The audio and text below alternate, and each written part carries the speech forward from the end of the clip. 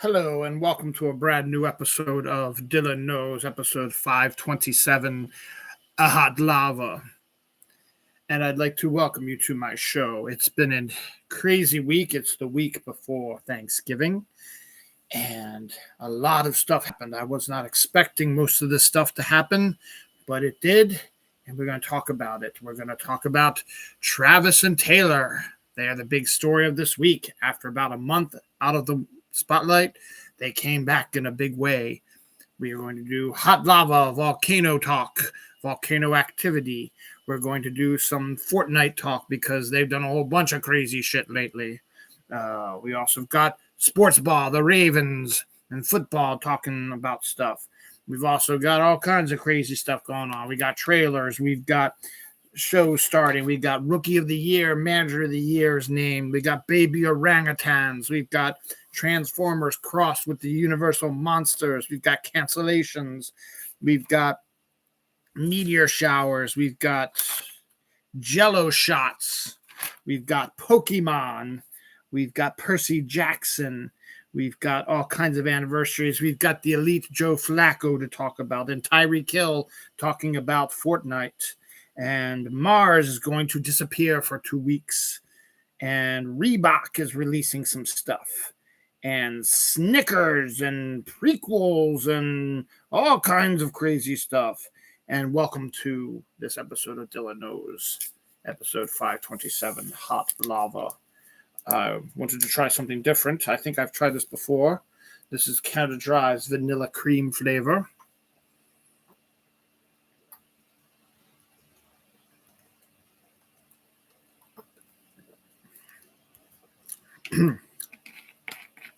Yeah, that's really some vanilla cream there.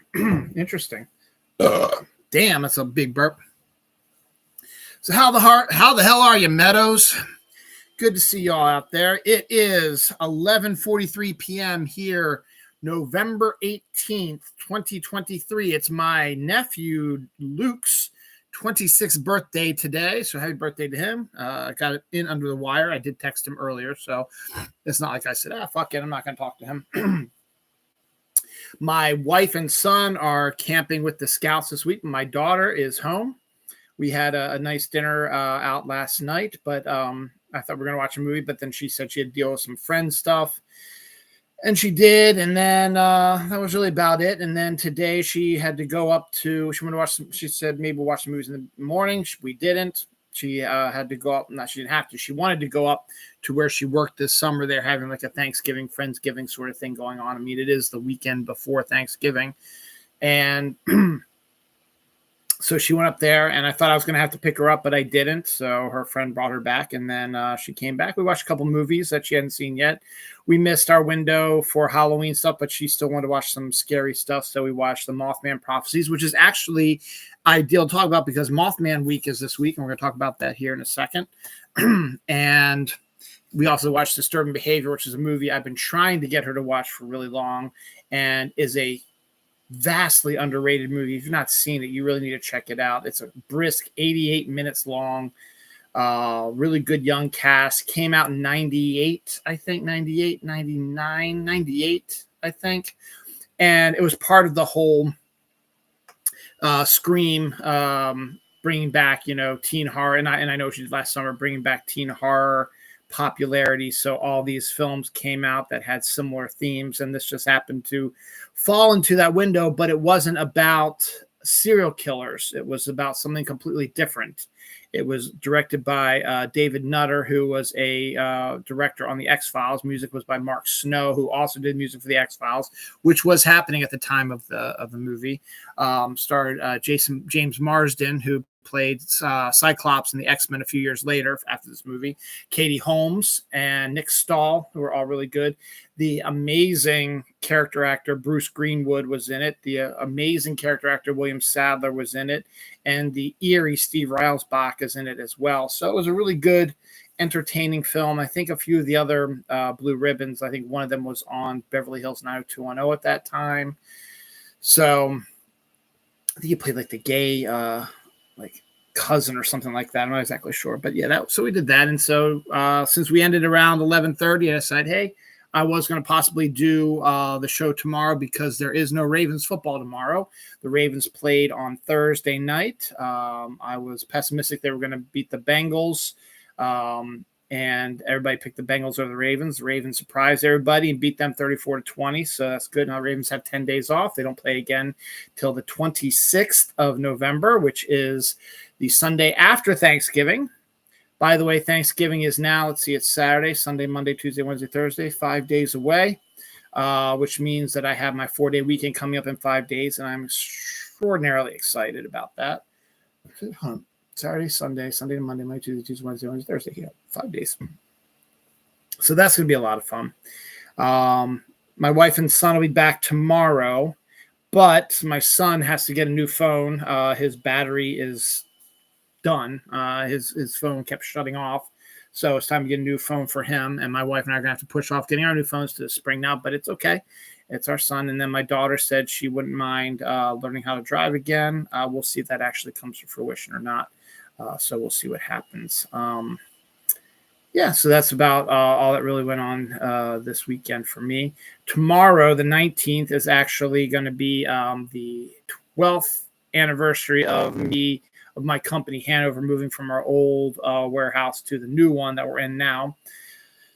And then November 26th will be the anniversary of the Society to Kick Josh Ridgway in the Balls, which if you haven't checked it out, we have a whole YouTube page and stuff like that. Something we did 15 years ago and haven't done in almost 13 years. So it was only like a quick 2-year window sort of thing, but it was still kind of fun that we did that. And then I've settled upon December 8th as the date for the 30th anniversary of the Squirrel movie that me and my friends Pat Gibbs and Eric Magnuson made in college. 30th anniversary, because that was I believe the date that we showed it to everybody for our final grade. Both the Society to Kick Josh Ridgway in the Balls and the Squirrel movie will be getting an oral history. I'm going to combine it and talk about that in celebration of their anniversaries. I figured something different to do. So I'll probably do that maybe this Thanksgiving weekend. I'm going to see how things go. I do have a 4-day weekend. I'll be doing a regular show. I want to do this oral history show, or maybe I'll wait till the actual date of the Squirrel movie to do the oral shows for both of them. We'll see. And then I want to do like an MCU sort of episode also. So I don't know if I'll get that all ready in time, but we'll see how things go for Thanksgiving. But it is 5 days away. So not too shabby. A 3-day work week.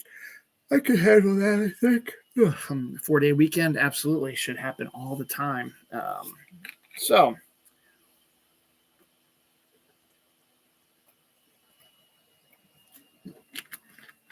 it's actually quite tasty, vanilla cream flavored. It's not really ginger ale, but it's just like a vanilla cream flavored soda. So it's like a cream soda, I guess. It's called vanilla cream, dumbass. Yes, of course it is. So yes, so we got a lot to talk about. We've got also some possible, I love screen theory, stuff like that, where people come up with theories from TV shows and movies, stuff like that. I've done it before. So like my favorite one is the one I did a few months ago when I was watching Dave and Midnight Run back to back. And I believe Charles Grodin's character in Midnight Run is the same character that the character he plays, in Dave is the same character he played in Midnight Run. And I gave my whole spiel for that. So I like that screen rant a lot. These are not mine though. So these are just, again, screen theories that are potentially out there. So actually, since I'm talking about that, may as well talk about before we talk about the elephant in the room. For those of you who've never seen Brooklyn Nine-Nine, I highly recommend that maybe during this holiday weekend, you spend some time and you watch every episode you can during the period. It is an absolutely phenomenal, hilarious show, great cast, and just a wonderful show in general. And one of the best characters in the show is Stephanie Beatrice's Rosa. Someone posted a meme that showed the young actress who played Wednesday Addams in the original Addams Family in the 60s. then showed Christina Ricci as the a little bit older Wednesday Addams in the Addams Family movies, then showed Jenna Ortega as the older Wednesday Addams going to her college, I guess you could say, if that's what you want to call it, from the Wednesday TV show on Netflix. And then showed Stephanie Beatriz Rosa as the adult Wednesday Addams. Now, the reason why people are saying that is because Rosa's character is very much like Wednesday Addams. She's got a dark sense of humor.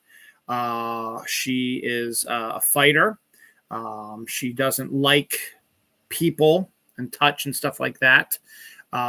She has a mysterious past. She claims that her name is not Rosa at all.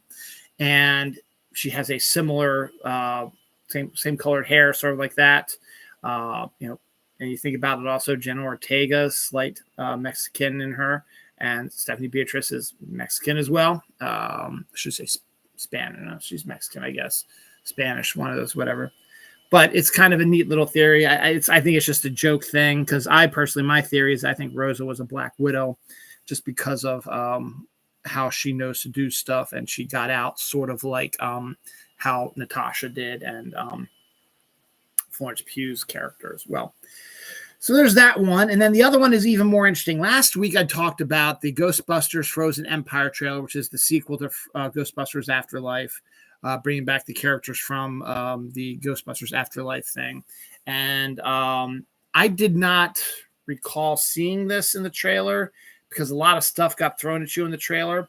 But someone took a screenshot of a new character, a male, who is wearing a Ghostbusters suit that looks like it says Venkman on it. And a lot of people are suggesting that this new character that we haven't seen before could very well be Sigourney Weaver's character Dana's son, Oscar, who was born in Ghostbusters 2. Now, Bill Murray's character is not the father of it, but they are together, as we saw at the end of Afterlife, that they are married and happy together. So Oscar is not Peter Venkman's son, but is Peter Venkman's stepson.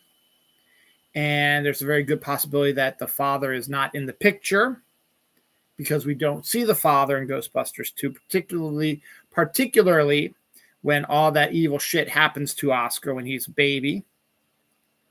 So the theory, which is actually a bit more realistic than the Rosa's Wednesday Addams one, is that this character is Oscar grown up, and would make sense, would be an interesting continuation of the line, and it would be the right age. I mean, he was born, I think Ghostbusters 2 came out, 89?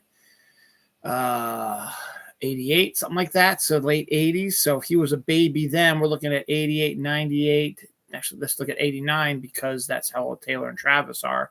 They were born in 89. So they'd be 32 years old. 34 years old. Excuse me. He'd be 34 years old.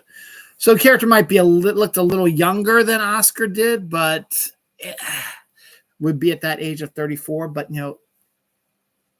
Travis and Taylor don't quite look 34 now, do they? So we'll see if that turns out. That movie's coming out in March, I believe.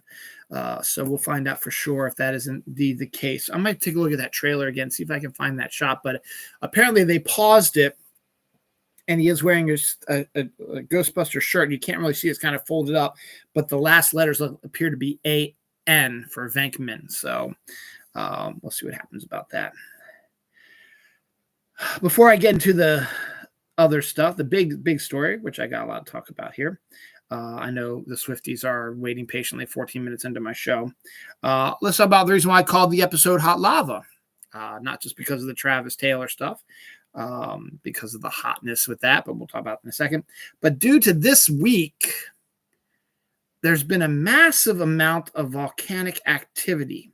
Now, last week I told you the story about in Iceland there was been major earthquakes, thousands have been registered in Iceland.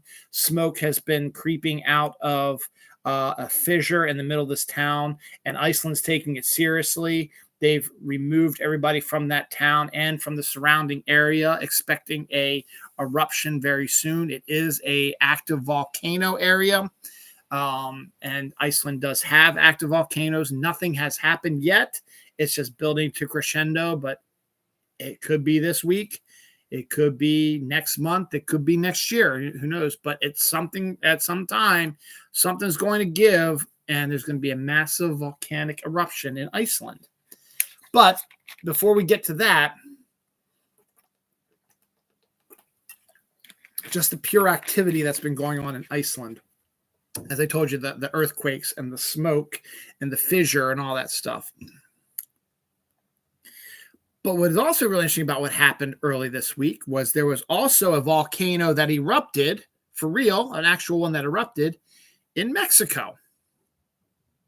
There was also a volcano that erupted in Italy this week also.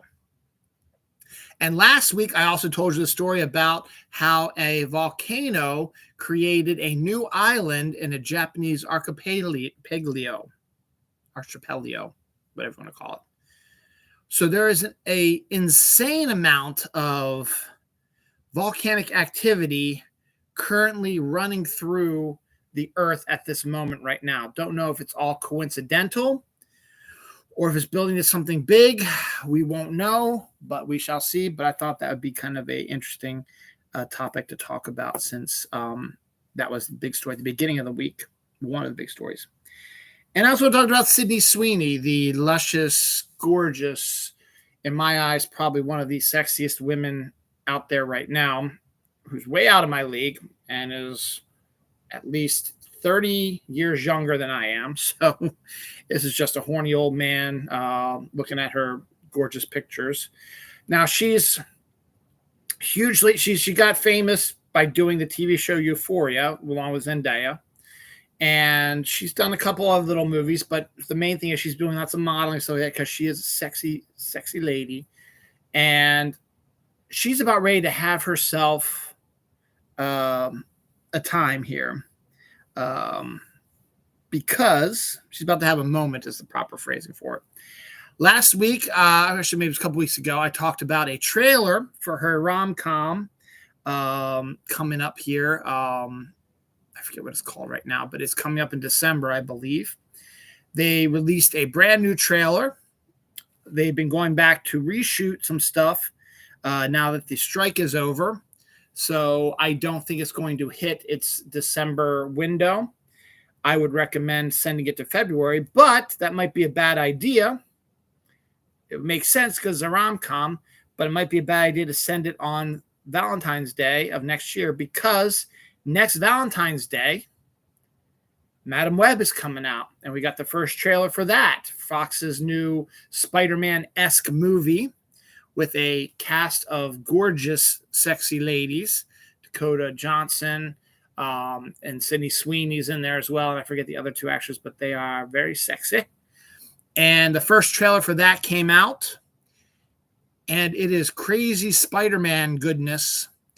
And you get to see little Sydney Sweeney in spandex, because she'll be playing Julia Carpenter, who was the original bearer of the black and white Spider-Man costume, which Spider-Man found influence on, and that created his Spider-Man costume on the Secret War planet. So we get to see her. So we got to see Sydney Sweeney in spandex, and we got to see a whole bunch of other stuff. It looks like an action-packed Spider-Man-esque film with a villain that looks an awful lot like Spider-Man, but isn't. And 4 sexy ladies, all with spider-esque sort of powers. So should be really good. It is now officially midnight. It is November 19th. We're one day closer now to Thanksgiving. Tomorrow, the 20th, will be my sister and brother-in-law's 30th wedding anniversary. So I'm going to get an early one for that here. I'll let them know more about that on Monday. Sydney Sweeney's having a moment, and Euphoria is going to be coming back here soon. And that's going on. That's going on crazy here. Before I get to Taylor and Travis, the Baltimore Ravens, my team, I have talked about this a little bit. They beat the Cincinnati Bengals this week, 34-20, after absolutely falling on their face the past week ago Sunday, where they played the Browns, where they were winning all the way up to the fourth quarter by 2 scores, ended up losing in the last minute on a field goal, 33-31.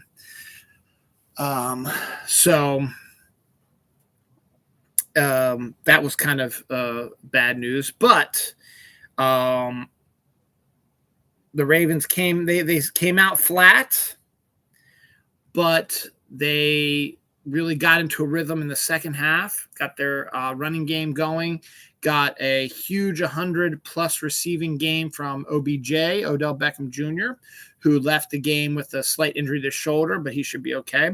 Lamar also came up lame and gimpy a few times, but he still threw for 264 yards, a couple touchdowns, and ran for like 78-some yards also. Bad news, though, is Mark Andrews, the all-pro tight end and our best tight end, and one of the best tight ends in the NFL, is now out for the season with a torn Achilles. All 3 of these Ravens players got hurt. Were all tackled by one Bengals player. I'm not saying that he was targeting them, but it seems kind of odd that the 3 Ravens who left the game or were injured, and obviously were injured, were all hit by a certain player. And then the Bengals decided they were going to hide Joe Burrow's wrist injury, and they're in trouble with the NFL for that, for not disclosing that on their injury report, because in the middle of the game, Joe Burrow, the stud quarterback that everybody loves more than anything else in the world and has him in the same breath as Patrick Mahomes, was tackled by one of our Ravens players, and he came down on his hand and did something to it. Apparently tore some ligaments. That was already an aggravated injury. It wasn't caused by the Raven who tackled him. It was re-aggravated by the Raven who tackled him in a clean tackle. And Joe Burrow could not grip the football, could not throw the football, and he was put on, ended his season as well on IR for the rest of the year. He will not be playing the rest of the year as well. So the Bengals have just lost their star quarterback. They have a backup in now. And so the Ravens end up winning 34-20. So then all the pundits are like, it's not real score. You didn't beat the Bengals. You beat us, the backup of the Bengals. Refresh my memory. Joe Burrow did not play defense, did he? Oh, but it could deflate a defense. Yes, it could deflate a defense, but what you do is the defense then becomes stronger, knowing that our backup is not as good as a Joe Burrow, might not be as good as Joe Burrow, so we need to contain the game and play better defense, and they didn't. They gave up 34 points. No one on defense got injured. In fact, they were doing pretty good on us till Burrow went down. Then it was just like they were deflated. But good teams, they get past that. They might, be deflated for a play or two, but then they got to get back in focus to try to contain the game and still win it and have some faith in their backup quarterback. And so at the same time, Lamar Jackson over the last 2 years has missed about 13 games total. And we had our backups in those games. And you guys were all crowing about beating the Ravens, but you were facing a backup also. In fact, you were crowing about beating the Ravens in the playoffs last year with our backup quarterback, who, by the way, almost beat you in the playoffs, Bengals. If it wasn't for a dumb mistake where instead of on a quarterback sneak, instead of going under, he went over. If he wouldn't have done that, who knows where things would have gone. But we almost beat you in the playoffs with Joe Burrow in as quarterback. We almost beat you with our second backup QB. So I don't want to hear any of this whining about, you beat a backup quarterback. You beat a backup quarterback 2 years in a row. And in the playoffs also. And you don't hear us, complaining that you guys beat a backup. You guys weren't saying, we better put an asterisk on this because we beat a second string quarterback. No, you were crowing about winning. So I don't want to hear all your bullshit.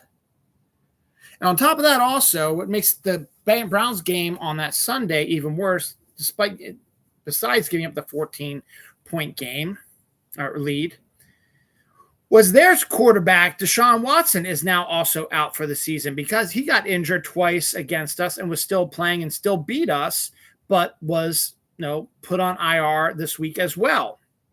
He's out for the season too. So the Browns and the Bengals are both now playing with backup quarterbacks for the rest of the season.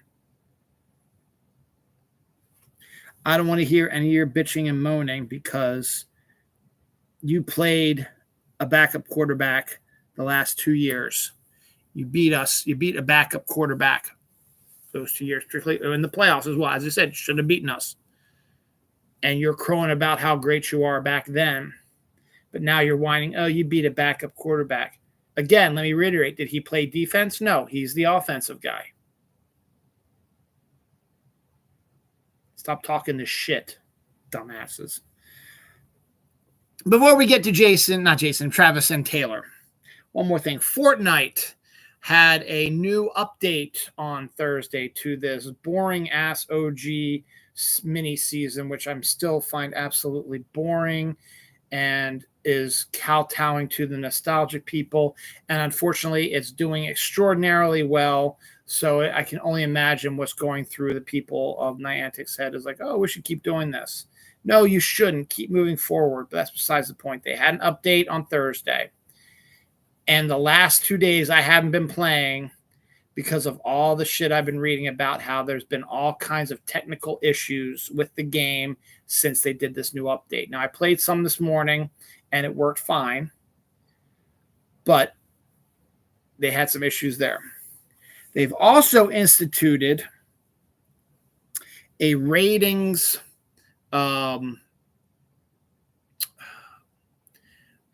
grade for skins, which most people have bought and would like to wear.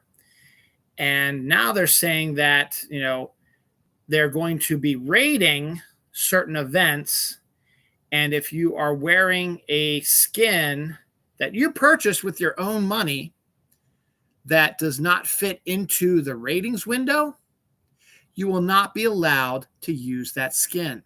You will have to use a different one that is approved to be for one of these rating events. The game itself right now is rated T for team, but there are some events coming up, but they're going to start rating as E for everyone. So you won't be able to use some of the sexy, big-assed and big-breasted ladies and maybe some of the studly men and stuff like that. I think it's ridiculous. The fact that we are paying for our skins, we should be able to use them anytime we want to. So I find that annoying as well. All right, time to talk about half hour in. Time to talk about the elephant in the room. And then we'll get to Mothman Week. I figure half hour in is good. So good timing for it. And I'm coming to the party a little late because it's been the biggest story of the year, of the week.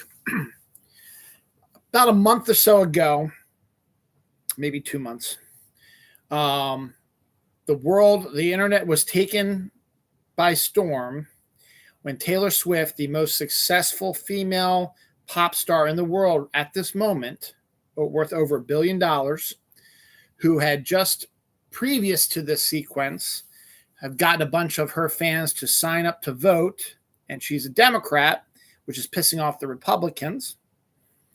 Taylor Swift was spotted in one of the Chiefs' boxes, Travis Kelce's box, sitting with Travis Kelce's mother and watching Travis Kelce play football. Now, we talked about this a few episodes back called the Taylor Swift effect, where Travis went out of his way to try to get his number to her, and they could hang out for a while and see if something could lead to something else. And he went to her concert, and luckily friends of a friend suggested, hey, you should go and hang out. So she went to this game, and Travis, knew she was there, and she was hanging out with the mom and was videotaped up there, and everybody's going crazy because that was really, really cool. And she was cheering like crazy when Travis was scoring. and she did the whole let's fucking go thing, which was outstanding. High fives, doing stuff. She also was cleaning up stuff, so she wasn't a diva. She would take some of the trash that people were just laying around and actually throw it away. And she was doing this without being known she was filmed. So then after the game that the Chiefs did win, Travis walked her out and they got into his car and they drove to a restaurant, which he had already set up that they were going to have a big party for the Chiefs. All the Chiefs were going to be there and hanging out. And he took Taylor there, and the world went crazy for him. And then the next week, she popped up in his game again, and the world went crazy. Said it was wonderful. And then the next week was like Monday Night Football, and all they were talking about was Taylor and not the football game. And then all of a sudden, people were like, "This is bullshit. Get back to football. We don't care anymore." So it became a big nothing burger. And then it sort of was quiet for a while, but on Travis's podcast with his brother Jason, New Heights, they were talking about, still talking about Taylor and him, and they were hanging out and showing some PDAs and stuff like that. There was a shot of her kissing him on the cheek and them holding hands. Paparazzi had them. They were on Saturday Night Live together, doing stuff like that. So they were hanging out more and more. So it seemed like something else was going on, and it looked like that they were dating. Now, we all covered all that already, and then it just sort of dissipated because Taylor had to get back to her Eras tour, which is now doing the international legs. Here's where things get interesting. This past weekend, not this weekend, last weekend, the Chiefs were on a bye, which means that they did not have a game on Sunday. It's a nice little vacation in the middle of the season for them. So most times, the players, stay home, relax. Sometimes they go on vacation. They do whatever the fuck they want. It's their vacation. So since Taylor had been to about 3 or 4 of his games, he decided to support her. So she flew him into Buenos Aires, Argentina, where she was starting the new leg of her Eras tour.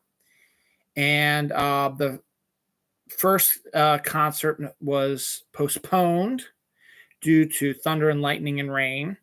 And because of that, Taylor and Travis went to a steak restaurant with Taylor's dad.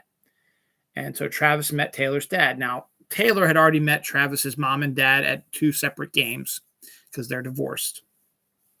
So she had met his parents. Now it's time for him to meet her parents. So he met her dad, and then the next night they had the concert was actually a full go, full concert, 80,000 people, something like that. Travis was in the VIP tent near the stage with her dad, with Taylor's dad, and they were having a great time. Videotape surfaced of Travis, dancing along, singing along, holding up a sign that says "We will stay" during one of her songs that all the audience was holding up.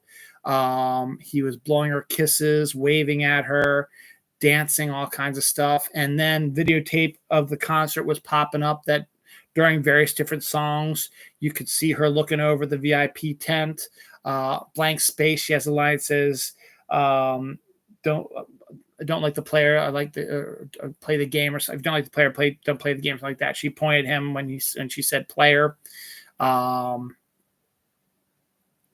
She had 2 surprise songs. She always has 2 surprise songs. In this case, with Travis in attendance, her 2 surprise songs were Labyrinth, which is a song that has a refrain of "I'm falling in love again.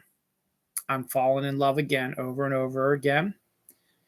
And then the second one was Endgame, which is about a song about a woman who doesn't want to be just a fling or a date, wants to be the end game, wants to be the wife, and wants to be, married and have a family and stuff like that. And Swifties will tell you she very rarely plays that song. Endgame, her boyfriend's in town. Things look like they're getting serious. And apparently they have these little bracelets where lights come on, stuff like that. I think the Ravens had it at their game on Thursday also. And apparently during Endgame, the light switched from blue to orange and yellow, or red and yellow, which are the Chiefs' colors, while she was singing Endgame. But then the biggest two things of the night happened. One, during the song Karma, there's a line where Taylor sings, Karma is my boyfriend on the screen coming home to me. At this concert, she changed the line to say, Karma is the guy on the Chiefs coming home to me. And we have videotape of Taylor's dad, who knew she was going to change the lyrics. Looking at Travis's reaction, he was flabbergasted, happy, was turning red, started dancing to it, stuff like that. And then the biggest event of the night was at the end of the concert. Travis is waiting off stage for Taylor to come with her dad. And Taylor walks off of the stage and is waving at her fans. And then she sees Travis and she runs and leaps into his arms. And they have a big passionate kiss. That was the most videotaped thing there. The audience screaming and yelling. And then they walked out the exit with her whispering in his ear, and then them kissing again. This couple looks like they are hugely serious. This event at the concert was a huge deal because Taylor had spent so much time with Travis's family and at his games that it was about time for him to pay it back, and he absolutely did. It'll be a little bit harder for him to do it now because he does not have another bye again, and maybe won't unless they are the number one seed of the playoffs, and even then he might not be able to escape for the bye at that time, but we'll see about that. Taylor's Eras concert is still got a bunch of international sites to go to, but she does get some breaks around the holidays, which leads to Monday, tomorrow, the 20th of November.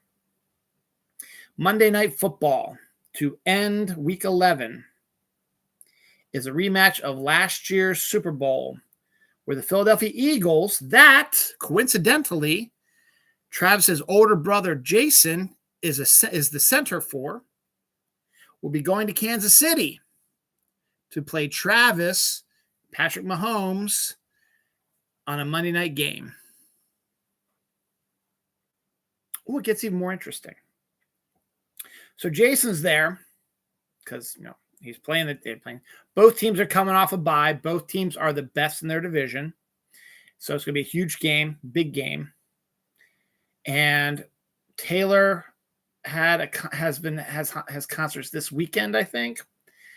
But I think she might be rocketing back to Kansas City to watch the game on Monday night because it being Thanksgiving week, why not choose this time to do it? And the fact that Jason is going to be there as well. The Kelseys will be there. Jason and Travis's parents, mom and dad, will be at the game. Taylor Swift's parents, who are lifelong Eagles fans, will also be at the game. The parents are going to meet for the first time tomorrow night. That's huge. That's amazing. I'm not a Swiftie by all means, but I love Taylor Swift. All the stories I've heard about her getting her fans to register to vote, to being a Democrat, to stories I've heard from other celebrities, including Stephen Colbert, says he will absolutely die for her because she was extraordinarily kind to his daughter, who was a huge fan. And he had a whole story that's been on TikTok, stuff like that. It's absolutely wonderful story. And just everything I've heard about her is great. Now, because she is kind of a threat to the GOP, there have been some underlying attempts to mess her up, mess Travis up, because he also is very pro-vaccination and has very similar belief systems that Taylor has, which is one of the reasons why they're together. And the GOP have been trying all kinds of different things to do. Reports have been surfacing that her squad don't like Travis. So you hear that, it's like, oh no, that can't be true. And it isn't. Two of her friends, Gigi and I forget who the other one is, came out and said, no, we never were interviewed, never asked about it. We love Travis. We love him and Taylor together. No one asked us. This is a blatant lies set up by somebody to try to cause a division. This story also disappeared kind of quickly also, so I don't know if it's entirely true or not. They said that there have been some misogynistic tweets or posts on Facebook or whatever from Travis from many millennia ago that they're saying this could cause trouble for the new couple. I saw one story about it, and that was it. So I have no idea if this is true. And even if it is, it was many millennia ago. If you just hear the way Travis talks about Taylor, he is not, and the stuff that he's done, he is in no way a misogynistic tool or asshole. He could have been when he was younger. Sure, he almost did not make, he got kicked off his college football team due to alcohol and drugs. And his brother had to get him back on, and he had to stay clean, and he did. And he hasn't been a problem child, really, so much. So they are trying hard to destroy them already. And then there are also other people who just don't like Taylor Swift or Travis Kelce for whatever reason and are just blasting them saying, this isn't going to last. It's another fling, blah, blah, blah.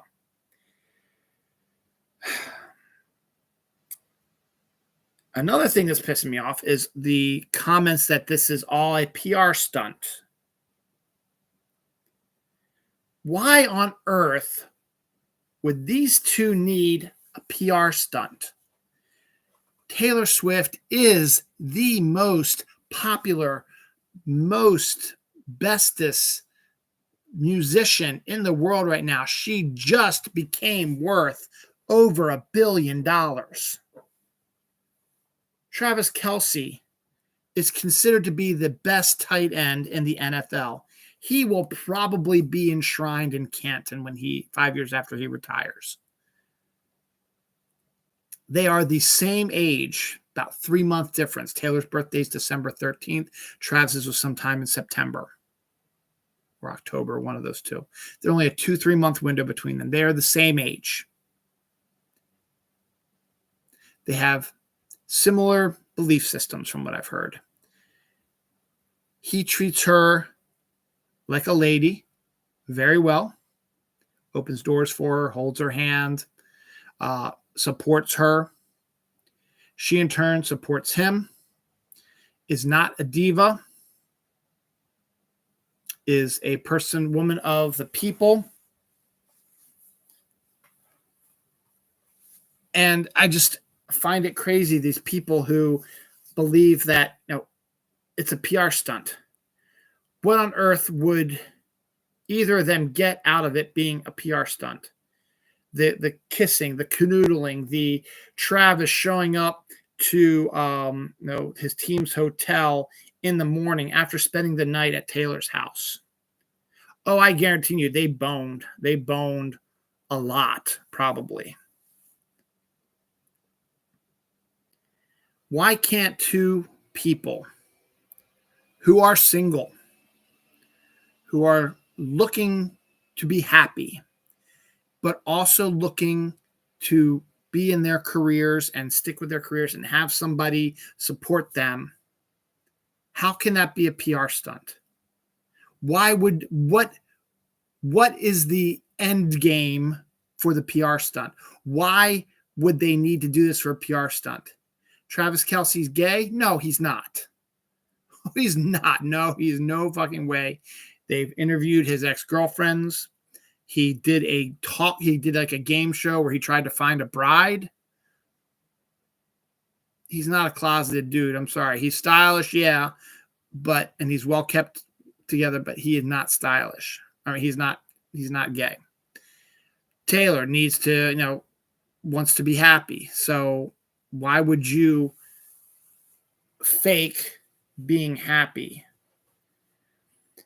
But what about all the PDAs, public displays of affection? So yeah, Taylor's never done that before because she's probably never found somebody who was comfortable in doing that. Travis loves being around her. She loves being around Taylor. Taylor loves being around Travis. Travis loves being around Taylor. Taylor finds him probably hugely sexy. I think there's a video of her telling Blake Lively, look at him. He's amazing. Look at, he's a handsome guy. He's a handsome, good looking dude. And he's a good guy.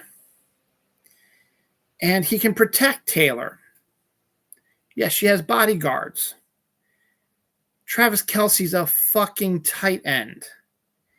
If some dude tried to come after Taylor or attack her or whatever, Travis would take that dude and plow him into the ground, or would throw him against a wall or a car, or fucking probably punch the shit out of him. He's a fucking tight end. That's part of his job. His job is to catch passes sometimes. His job is also as a tight end. Here's the thing. That's the difference between a receiver and a tight end. Receiver, all they do is catch passes, really, for the most part. Try to get open and might do some defense if need be. But that's not their main priority is to catch the fucking ball.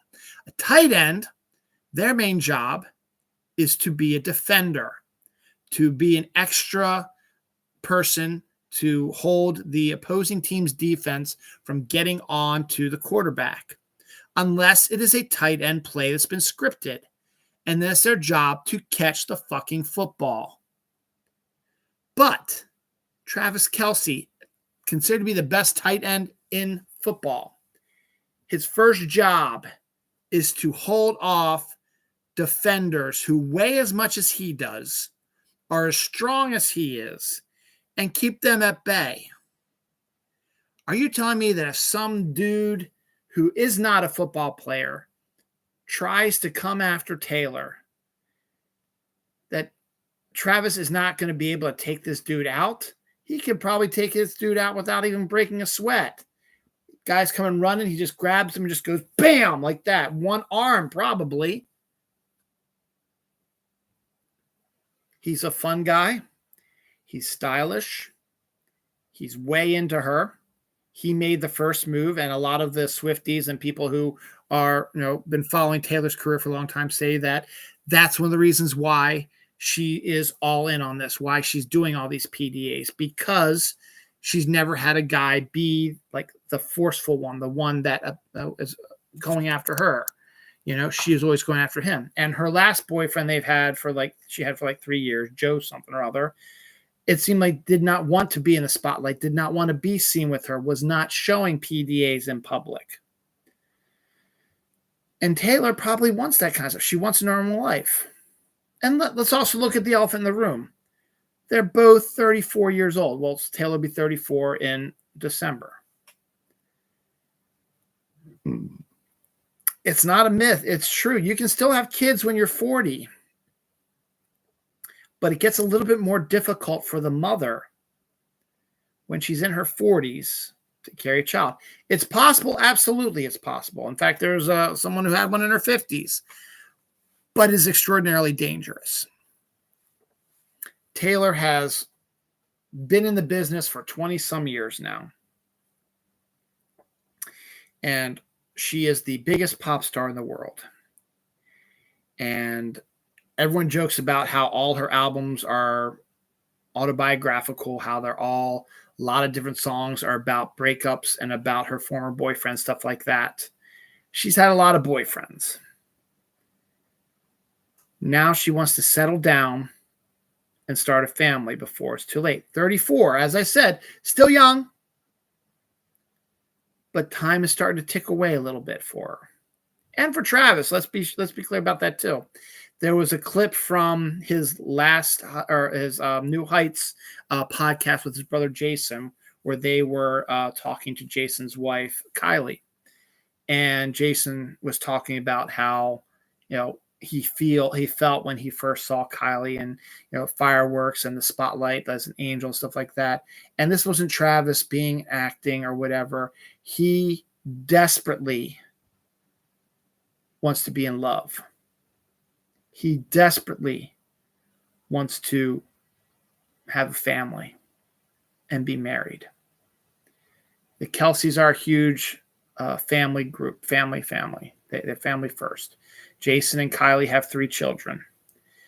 Travis loves them so much. He's trying so hard, trying to find the perfect woman. And he's spent a lot of his 20s, fooling around, messing around, stuff like that. But now it's time to get serious. And he's had it for Taylor for a while. I mean, there have been stuff talking back to when he was in his 20s, talking about Taylor. They're the same freaking age, so there's no age difference. So it makes sense. I'm a romantic at heart. I think this is one of the best romantic stories out there. I am fully engaged with it. I've saved so many reels of the kiss and different angles and the different edits of different things as well that I'm almost a teenage girl Swiftie myself. I like some of her music, and then seeing clips of her concert, she is absolutely a stunning performer. In fact, there was a clip that I watched today of a dude, like Italian sort of dude who's got a podcast with a bunch of other bros. And he says, I was wrong about Taylor Swift. He was saying, you guys know, we used to bash her all the time, but I actually was forced to go to this concert because my wife wanted to go to it. So being the good husband, I went, totally expecting to have a bad time. And he said on this podcast, she is probably the greatest performer of all time. And this is a dude who hates Taylor Swift. And he kept reiterating that. I didn't like her at the time. I love her now. I saw her concert, how great it is. And I myself checked out some of these videos, the multiple costume changes, the dance moves, the time where she slows things down, just sits at the piano and plays, the pyrotechnics, the fun she's having, the fun her and her dancers are having, and she's interacting with the crowd, and she's loving it, and she's a good person. And Travis was the crazy cool uncle, styling, good-looking guy, dude bro. But now he's like, I've only got a few good years left in my career. And I need something more in my life than football because football's almost gone.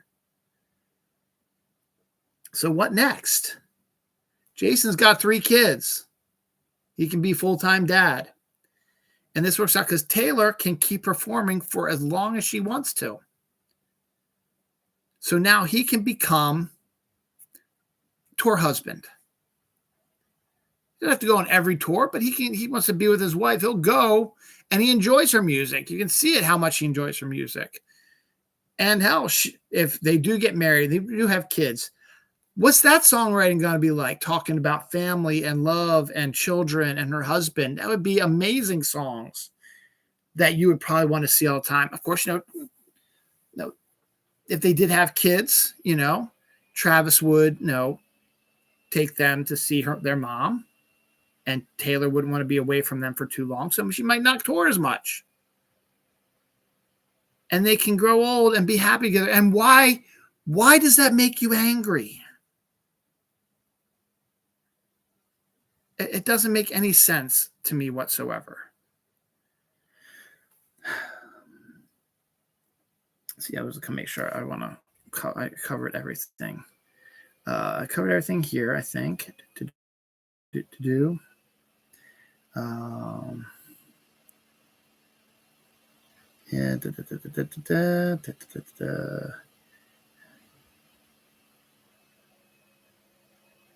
Yep, all that stuff. taking care of all that. I have a lot written about these guys. On a similar sort of take on things, Patrick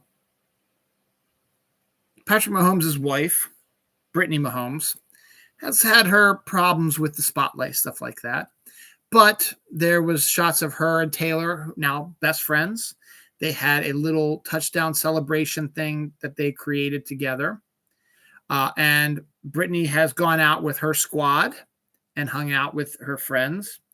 And Brittany is now feels like she is a full part of Taylor's squad, and became friends with her squad. So much so that the most recently divorced Sophie Turner, who had been married to Taylor's ex Joe Jonas, and they recently got divorced, and it's been a awful, horrible custody battle, because they have kids together. Sophie Turner needs a chance to sort of, get away and get herself, because she's been getting attacked all over the place. And so she's been hanging out with Taylor and the squad for a little bit more. And now Brittany's part of that as well. And now Brittany is trying to set up Sophie with other Chiefs players because, hey, football players, I'm married to the quarterback. Travis and Taylor are dating. There's some real good looking football players here, some good guys that maybe you should be looking in a different area for your new love. So I think that's kind of cool that Brittany Mahomes, despite whatever you may believe about her, she is fully engaged in this as well. She's part of the squad, and now she's helping Sophie try to get a Chiefs player, and I think that's great. Justin Travis is also having quite a time with his brother, Jason Kelsey. Jason's older. They have the number one podcast right now in the world, or in America at least, New Heights, which I've seen clips from. It's actually pretty entertaining.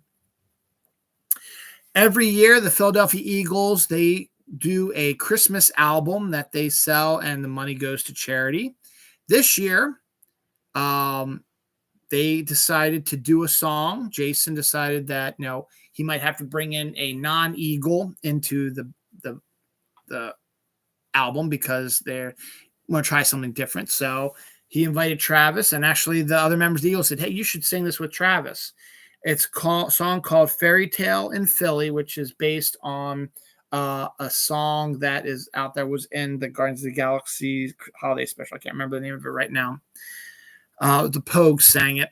But this is Jason and Travis's duet called Fairy Tale in Philly, where they sing basically the same song the Pogues did, but changed the lyrics to fit Philadelphia and Kansas City and their brotherly love and stuff like that. That's number one on Spotify and YouTube and all that stuff, at the same time that their podcast is number one. Both of their teams are number one in their divisions, or in their leagues, I should say. The Eagles are 8-1 and the number one seed in the NFC. The Chiefs, I believe, are 6-3, 7-3, something like that. And they lead the AFC. Ravens aren't that far behind them, but they do lead the AFC, their number one seed. We'll see what happens tomorrow night. Both are with very strong women. Taylor, obviously, with Travis. And Kylie Kelsey is a perfect complement to Jason from the limited amount of exposure I've had to her. She seems perfectly able to handle Jason and Travis, for that matter. And both were named Sexiest Men Alive finalists. Timothée Chalamet won, but they were both named finalists. So they're having quite the week as well. So here's to more Travis and Taylor and everything. Be happy for them. I want them to be happy. I want them to get married. I want them to have the fairy tale. I want them to have the happy ending. I want them to have the end game.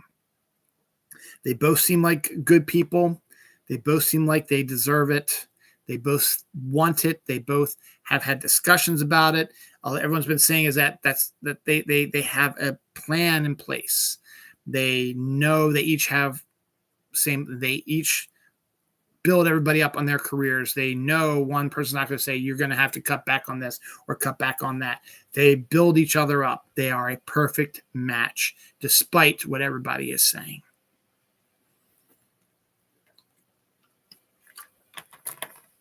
Here's hoping we see more of them in the future. Should be fun. Definitely see a lot tomorrow with the whole parents meeting thing. So that'll be interesting to see all that. All right, I got that off just about a half hour about Taylor and Travis. So you Swifties, I know you had to sit through the first half hour, but at least you got a full half hour of Taylor and Travis here, in my opinion, in that end. If you didn't like it, well, whatever. Let's get back to the creative. Now, the cryptid group is also an area where I think the cryptid groups have been really intrigued by my stuff as well. I've added one more subscriber. I now have over 100 subscribers, so thank you for that. 101 subscribers is something I could not even fathom having, but I do now. And I think a lot of it has to do with the Taylor Swift fans and also with the cryptid fans, because I remember when I did an episode about cryptids that was titled about cryptids, I got more views than I had on my Taylor Swift one, to be honest, which is kind of funny. This week, and it was kind of interesting happenstance that my daughter wanted to watch the Mothman Prophecies because I've been pushing that movie for a while. This week is Mothman Week. On November 12th, 1966, it was the first ever sighting of Mothman in West Virginia. It was outside of Point Pleasant, which is where the majority of the Mothman sightings have taken place. And it was the first appearance of them. And it was like 70 some miles away from Point Pleasant. And then a few days later, a dog was captured by Mothman. And again, not in Point Pleasant, but outside of Point Pleasant. So that was witnessed like that. The dog was taken, apparently probably eaten by Mothman, probably. And then 3 days after the 12th, when he was first spotted, he made his first appearance in Point Pleasant, chasing a group of men and women in a car from the outskirts of town into Point Pleasant. And from that point till December, the end of December, on Christmas time, Mothman sightings increased every day. Every night somebody saw Mothman, and these were not crazy people. These were real people who are not insane. And something that there was a lot of witnesses to this. It wasn't just a few quacks here and there. There was a ton of witnesses, so much so that they have erected a statue to the Mothman in Point Pleasant. And they are glad and are welcoming to be known as the place where the Mothman came in. That's all on top of what happened with the bridge that collapsed around Christmas time. It killed a bunch of people. And that, they believe, was why the Mothman was in town, and then he disappeared after that and hasn't been back since. Now, Mothmans have been spotted all over the country, all over the world for a long, long time. And that's where the Mothman prophecy story came into play, because a certain certain investigator believed that Mothman is is giving prophetic visions to people to try to, for what end, we don't know, is setting up these prophecies and letting people know that something's going to happen. And if you spot Mothman in your area, something bad's going to happen in your area in a little bit. As I said, it took about a month and a half before something happened of entire sightings. So this is Mothman Week, the anniversary of it.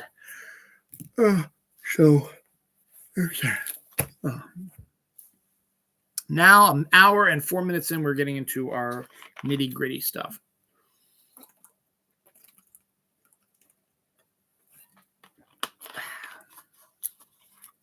Pretty damn good. I did say Madam Web is going to debut on Valentine's Day next year.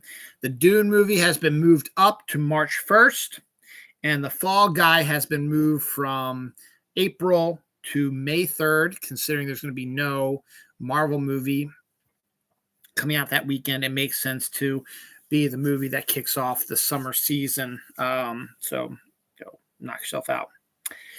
Next week, not only is it Thanksgiving, next Wednesday to be exact, November 22nd, is going to be even darker this year. It is the 60th anniversary of the assassination of John F. Kennedy. November 22nd, 1963, 60 years later. 60 years later, we still have really no idea what went on with that. So the 60th anniversary of JFK's assassination is on Wednesday, the 22nd. And just by happenstance, the first episode ever of Doctor Who debuted on November 22nd, 1963 also. That is also going to be the 60th anniversary of Doctor Who. The new Doctor Who movie with David Tennant will be debuting on November 25th, Saturday, on Disney+. And I'm going to hope to watch that, and I will let you know about that probably next week on next week's show.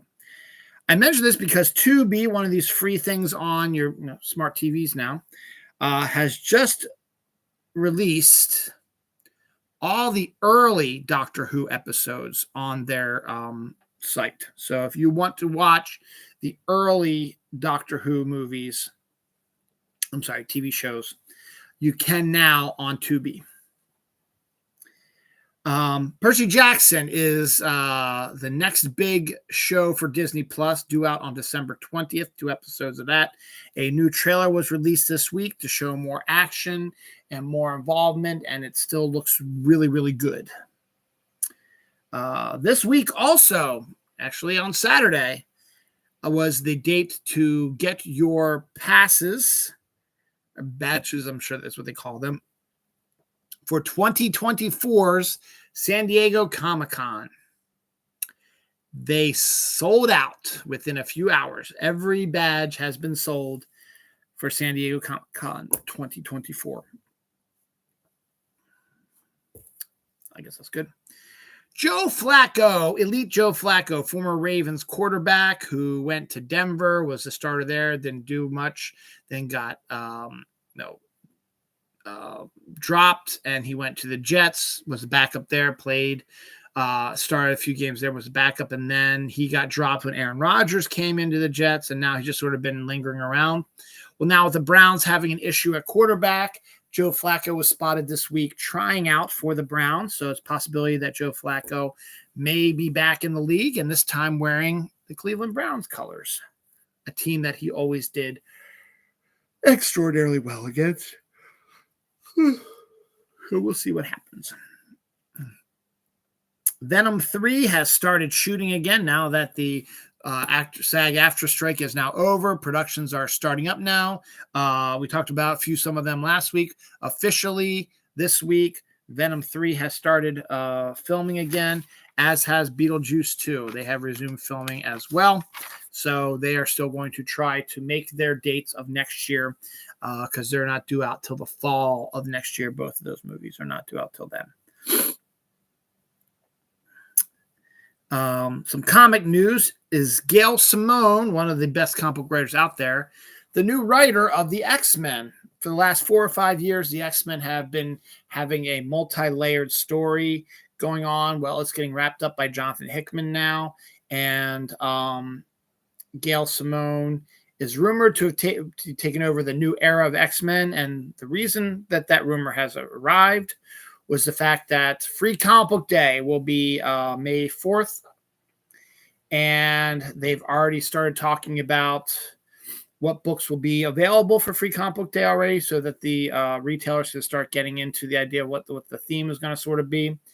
And Marvel will be releasing an X-Men Free Comic Book Day comic that has 2 stories in it, one of which is written by Gail Simone and art by David Marquez. The other story is not connected to the X-Men. It is part of the big summer crossover. I think Blood Hunt, which is Blade's crossover with the Marvel Universe that the X-Men are involved in. That's written by somebody else. So that's where the rumor that Gail Simone may be the new writer of the X-Men in this new era of X-Men. And that would be phenomenal if it's indeed true. Peter Tomasi, another really good actor, good comic book writer. He wrote a series called The Super Sons for a while, which was a phenomenal series that had Superman's son, Jonathan Kent, and Batman's son, Damian Wayne, teaming up and being the absolute perfect odd couple, but also being the perfect team, and became best friends. And it was a huge success, but then they aged Jonathan up to an old kid when Bendis took over. So now that doesn't really work as much for them. Plus, they're doing their own separate things now. So he decided to go back to the drawing board, and now Peter Tomasi will be releasing a comic in February called Sinister Sons, where the son of Sinestro and the son of General Zod will be teaming up. So that's kind of an interesting sort of take on things. Not a comic related, but a genre comic that a lot of people don't know about. I know about it because I've read this before. I actually enjoyed the series. I think this is really good news. Alien Legion, a comic that came out on Epic, and then which was Marvel's adult imprint for a while there, and then I think popped up on First and a few other stuff as well. It's a great series, wonderful series, outstanding series. I loved Alien Legion. It is now being made into a movie directed by Tim Miller, who directed the original Deadpool movie. So I think that's a really cool idea to get them started in that. Now, this is going back to some of the film theories we had earlier in the show. I talked a little bit some film theories. Here's another one I saw some pretty good, compelling evidence on. Ant-Man 3 Quantumania. I've heard this rumor for a while, but someone actually broke this down on a video that I watched on Saturday. At the end of the movie, is Scott Lang actually in an alternate dimension run by Kang? Did they actually lose? And we don't quite know, but the reel that was produced has some compelling stuff that the color scheme on people matches Kang's colors. Scott has an inner monologue where he's starting to question, did they succeed? Is there something else happening? And he's shocked when he sees the same couple that he just saw in front of him walk behind him and walk past him again. There's also some graffiti on the wall of Ant-Man, and a guy walks down the street, sees Scott, and looks visibly shocked, as if Scott is not supposed to be there or is not supposed to be alive. Does that mean he's in a timeline where Ant-Man died? Why does the guy no longer confuse him for Spider-Man? Calls him Ant-Man. And all the purple and green that pops up in there. It's an intriguing theory, and goes to show you that all these haters of Marvel really need to catch some of these films and not hate on them, because there's some really interesting stuff that could potentially come up in future movies, and you're missing it because you're bitching about Marvel. And you're going to be all like, we never knew about this stuff. Yeah, you did, if you would have watched the fucking movies. Twitter is getting busted very good. So Elon Musk and his anti-Semitic tweets that he's been putting out have now finally rubbed the people the wrong way, where a number of huge advertisers, huge, like at Disney's and Apple and stuff like that, are all saying, fuck you, Elon, and are taking their advertising away from Twitter, which could be the beginnings of the death knell for it. Tyreek Hill, he's a member of the Miami Dolphins. He is also a Fortnite fan. And there's a funny video of him consistently getting killed by Peely. People who have the Peely costume, skin, the banana skin, are constantly killing Tyreek Hill. And there's a video of every occurrence of that happening. And it's funny as hell. Gunnar Henderson Orioles third baseman, shortstop, has officially been named the official Rookie of the Year for Major League Baseball. And Brendan Hyde, the Orioles manager, has officially been named the AL Manager of the Year. So the Orioles are getting more accolades, which is really, really cool. One of my favorite movies that's hugely underrated came out in 1994. The Quick and the Dead is a Western directed by Sam Raimi that stars Sharon Stone, Gene Hackman, Russell Crowe, Pat Hingle, Robert Blossom, Gary Sinise, Lance Henriksen, and some dude named Leonardo DiCaprio. Now, in 94, Gary Sinise was not hugely famous. He had just done The Stand, and Gump hadn't come out yet, I don't think. Sharon Stone was still known as the sex pot, and they were not expecting her to be a Clint Eastwood-esque Western person. Russell Crowe, no one ever really heard of this Australian actor. Gene Hackman was Gene Hackman, great actor, always plays a good villain. Lance Henriksen, a character actor that some people probably don't really know much about him.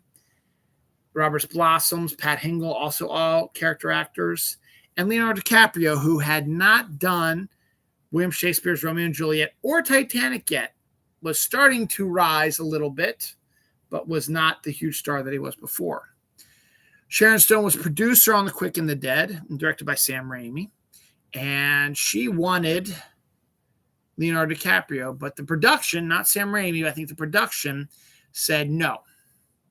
So Sharon Stone used her own money to pay Leonardo DiCaprio to be in the movie, and I'm glad she did because he kills it.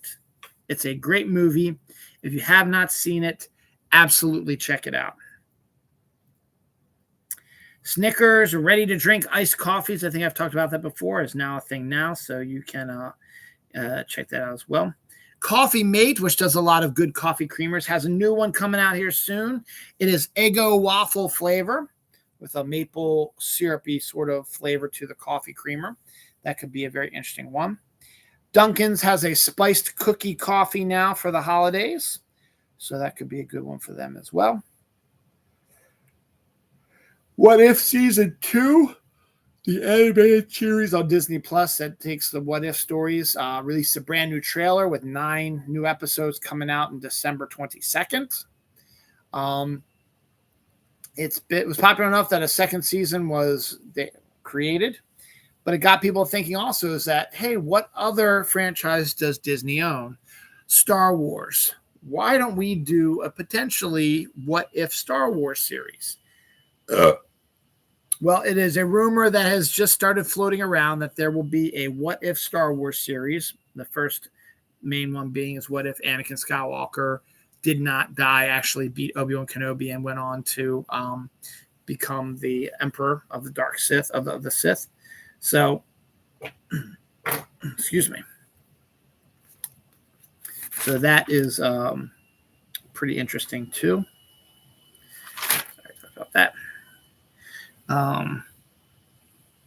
A documentary about the Star Wars holiday special is coming December 5th on Blu-ray. Life Day actually did just happen this week as well. It is a classic shit show production, and the documentary is going to show what happened.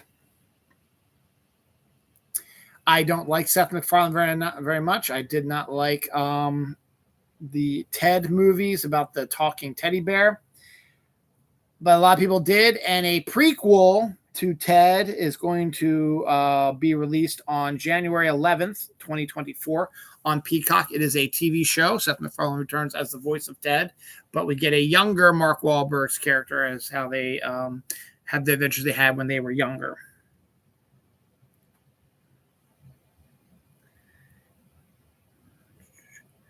Let's see which station is. Okay, we'll do this one next. The Life of Chuck, Mike Flanagan's new movie, which is another adaptation of a Stephen King short story, has finished filming, has one of the most powerful casts out there. Tom Hiddleston has come online to say that it has finished filming, and he's comparing it to The Shawshank Redemption. So that should be pretty interesting to see if that actually holds up. And then I found out this. My sister is friends with an actress by the name of Saida Ukolona. And they were friends in college. She went to my college. And she was a senior when I was a freshman. And I was supposed to do her last production ever at her college with her. But I screwed that up, ended up just being a book holder. Saida went on to become a very successful Broadway performer. Entertainment Weekly used to do a quarterly Broadway, like reviews and stuff like that. And one year they do their end of year thing for the best of the year sort of stuff. They named her show that she was a star of, and her as the best performer of the year, and the best show of the year was her show. Being in New York, she was cast in a recurring role as a judge in the Law and Order shows, not just the original one, but all the spinoffs that are all connected in the same universe. She popped up as a judge in those. She worked in a bunch of movies, including one with De Niro and Pacino, not Heat, but the second one they did together. And she's done a bunch of other stuff as well. And then more recently, she has become a regular on Bob Hart's Abasola. And she was a semi-regular on the late lamented League of Their Own series on Prime Video. She's also in Life of Chuck. Saw her name in the credits that they were talking about when they were telling the story about it. And I think, okay, that's kind of cool. I didn't know she was going to do that. Then I learned she was actually in The Haunting of Hill House. And I'm like, what? I do not remember seeing her in Haunting of Hill House. I don't remember even knowing she was Haunting of Hill House. So I might have to check that out again, see if I can find her. So that's kind of cool that she's doing that now. Arby's has a new big cheesy bacon burger. So if you're interested in some Arby's burgers, you can go ahead and get that. Kit Kat is going to be selling a chocolate frosted donut flavor candy here very soon. Okay, that's all the food stuff here. Reebok will be creating Harry Potter shoes. So you're a fan of Harry Potter, you'll be able to wear the Harry Potter shoes.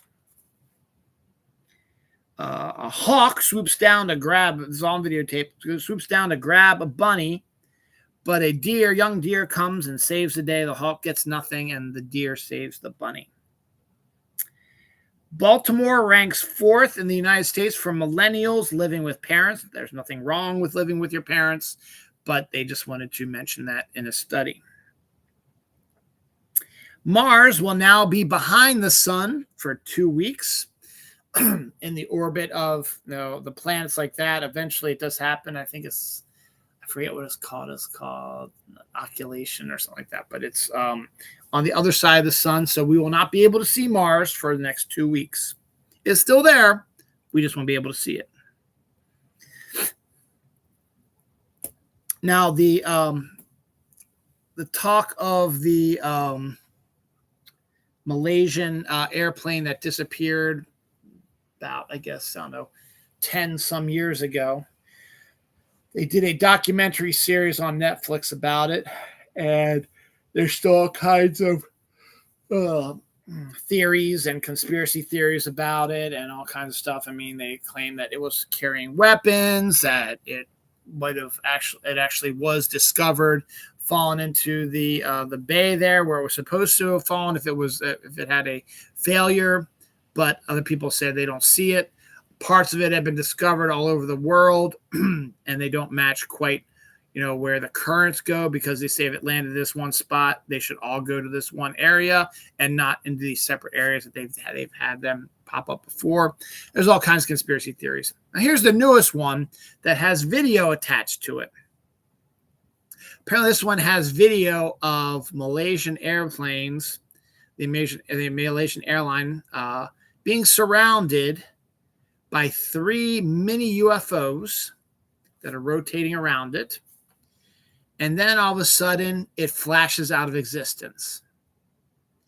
Now, people have been trying to debunk it, and there were people who said, yeah, this is fake, and the special effects that were used in it were done by our company, blah, blah, blah. But there is no proof that the special effects was done by that company. It's just someone saying that thing. So who knows? Just another theory to drop it in there.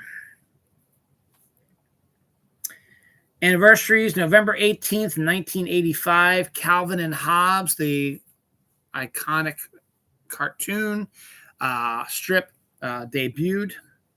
Leon the Professional with a very, very young Natalie Portman debuted in 1994. And Night of the Comet debuted in 1984, a great Valley Girl apocalyptic movie about a comet that flies over Earth, and then the world ends and there's zombies and stuff like that, and two Valley Girls are the only survivors, that sort of thing. A death, Dex Carey, son of Dana Carey, Dex Carvey, son of Dana Carvey, the actor comedian, has died at the age of 32 due to an accidental overdose. And one last story I forgot to mention. At the Ravens game on Thursday Night Football, apparently a woman was getting freaky in the stadium. Not sexually, but she was dancing provocatively and stuff like that. And social media found out who she is and blah, blah, blah. And she has a hot chick on Instagram with big tits. So, yay. Oh, yeah. So, as I said, was my nephew Luke's birthday was yesterday, the 18th. That's the only interesting thing that happened. Also this week, I was doing my job at Hanover Uniform, and one of the orders I scanned that I was shipping out had the greatest name of a landscaping company ever. It's a landscaping company set in Florida, and the name of the company was the Tree Amigos. Let's play on the Three Amigos. The Tree Amigos, probably one of the greatest names for a landscaping company. Thursday night? Yes. Thursday night, yes. It was Thursday. Actually, it was Thursday about 5 o'clock, so it wasn't quite night. So back there behind me is my backyard. I don't have a backyard. I have a little patio area. I have a little grassy knoll that is a common area. Then there's fence, and then there's a watershed. So there's trees and plants, and there's a swamp and grassy area, and it's where the water flows down from heavy rain, stuff like that. So it does not get into people's houses and cause flooding and stuff like that, or major erosion. Animals traverse that area. I've seen fox and deer and rabbits and chipmunks and raccoons and mice. All kinds of birds traversing that area. So it's a big area of watershed. Then another little hill, and then like a little sort of gate sort of thing. And then 795, which is a major highway, but it's the very end of 795 because 795 ends behind my house. Not literally behind my house, but is back there. It ends a little bit further down the road that way. And so the cars are slowing down. There's an exit to Westminster right there behind my house as well. And the house is soundproofed enough, and the sounds that I don't really hear the sounds of the cars all that much. You might hear some low rumbling. You might hear car horns. You might hear the trucks with their air brakes and stuff like that. So you hear some stuff, but it's all just noise. I mean, we're used to it. We've lived here almost 20 years, so it has not affected us in any way.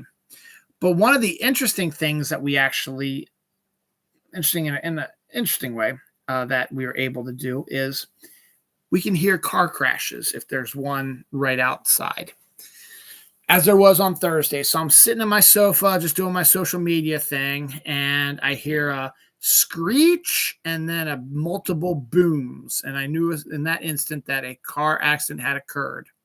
So sure enough, I went out onto my deck. I looked out towards 795, and sure enough, there was a number of red lights all lined up right there at the exit onto Westminster. Knowing that there was a car accident, don't know how many cars were involved, anybody was hurt, But there was one, and I heard it, and I wasn't the only one. My daughter heard it also. So that was kind of an interesting thing that sort of happened.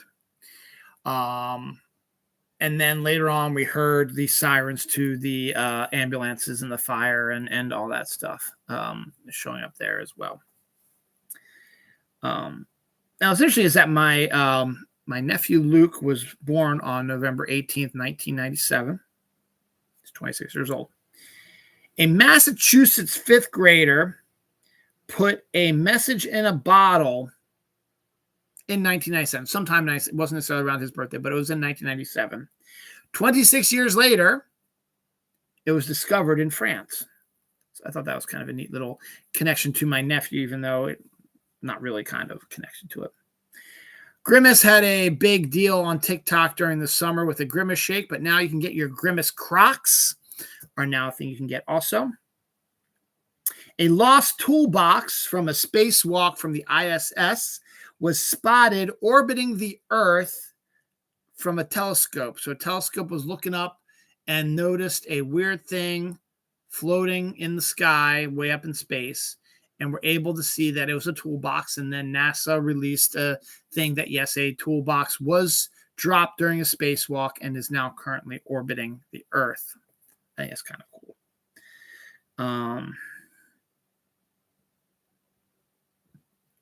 Urkel Saves Christmas movie, or I'm sorry, Urkel Saves Santa Christmas animated movie will be coming to Cartoon Network this holiday season. So Urkel hasn't been relevant for a really long time. So I guess that's, again, the whole nostalgia factor thing going on. Also, oh geez, I got a sneeze coming on.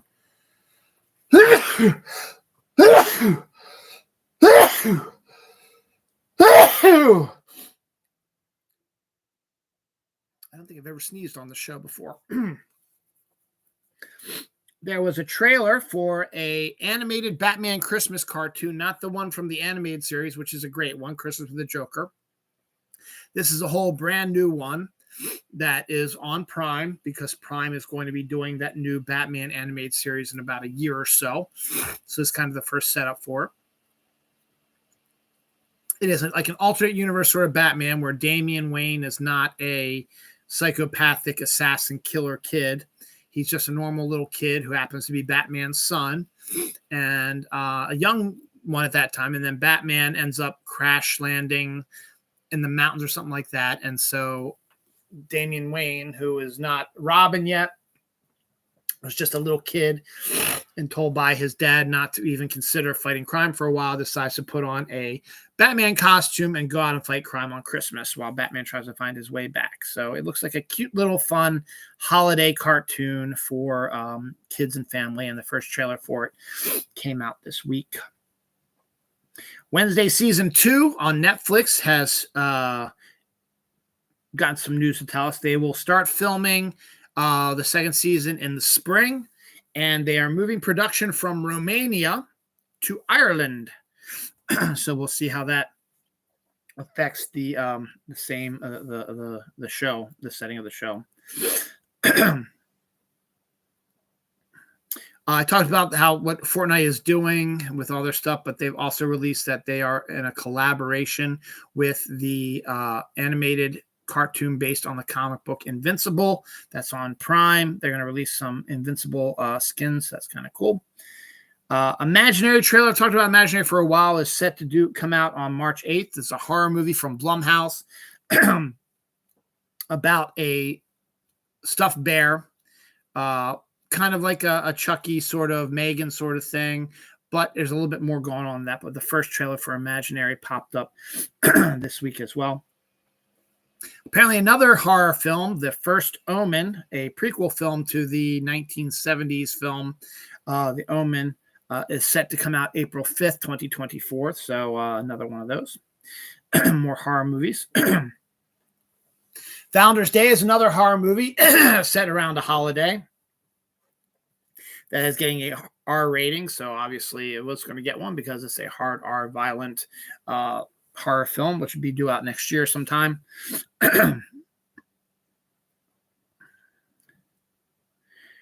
Harley Quinn, the animated series, gets a 5th season, so that's good. It's a good animated series, so it's good to see them getting some love. Mr. and Mrs. Smith, the TV show with Donald Glover and Maya Erskine, is set to come out February 2nd, 2024 on Prime. Some first behind-the-scenes stuff about that has popped up recently. Excuse me, this coughing's got me sort of congested right now.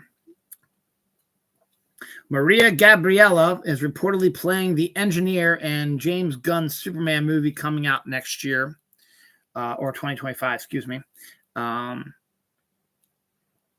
It is a character from the team, the Wildstorm team, the Authority, who's not a bad guy, but apparently will be playing the bad guy. So she'll be playing the engineer, who is not a bad guy, as a bad guy. And that also means if she's around, that means the rest of Authority might be around as well. So we'll see how that goes. There are Transformers and Universal Monsters collaboration. Did not know that there's 2 out now. There was a Dracula and Draculus, and then the new one coming out is Frankenstein and Frankentron. So they are Transformers that transform from Universal Monsters of Dracula and Frankenstein into robots that look like vampires and Frankenstein. Kind of a cool idea, actually, to be honest. A baby orangutan threw a tantrum as his mom drags him away from playtime at a safari park. So orangutan children are just like regular children, and that's kind of cool to me. Shadow and Bone, Agent Elvis, Glamorous, Forza, Captain Fail have all been canceled on Netflix. The ratings just weren't there. The production numbers, costs are just too much. So let's take that money and put it to something else, and let's let it die. The Leonid meteor shower is supposedly occurring right now as we speak over the weekend. So I guess maybe go outside and check it out. Maybe you'll see some. Christopher Nolan, his movie Oppenheimer, which is a huge hit this summer, will be set to be released on Blu-ray, 4K, and DVD on Wednesday, November 22nd. And Christopher Nolan is saying, buy the physical media. Don't stream it. Don't get it digitally. Get the actual physical copy and buy it. I don't know. I guess he feels that it's better to have like a book instead of getting it on the Kindle or something like that, actually have a book in your hand to feel it. He says that that's kind of, to have a physical copy of it and not a digital or a streaming one. So yes, Oppenheimer will be released on Blu-ray and DVD on Wednesday.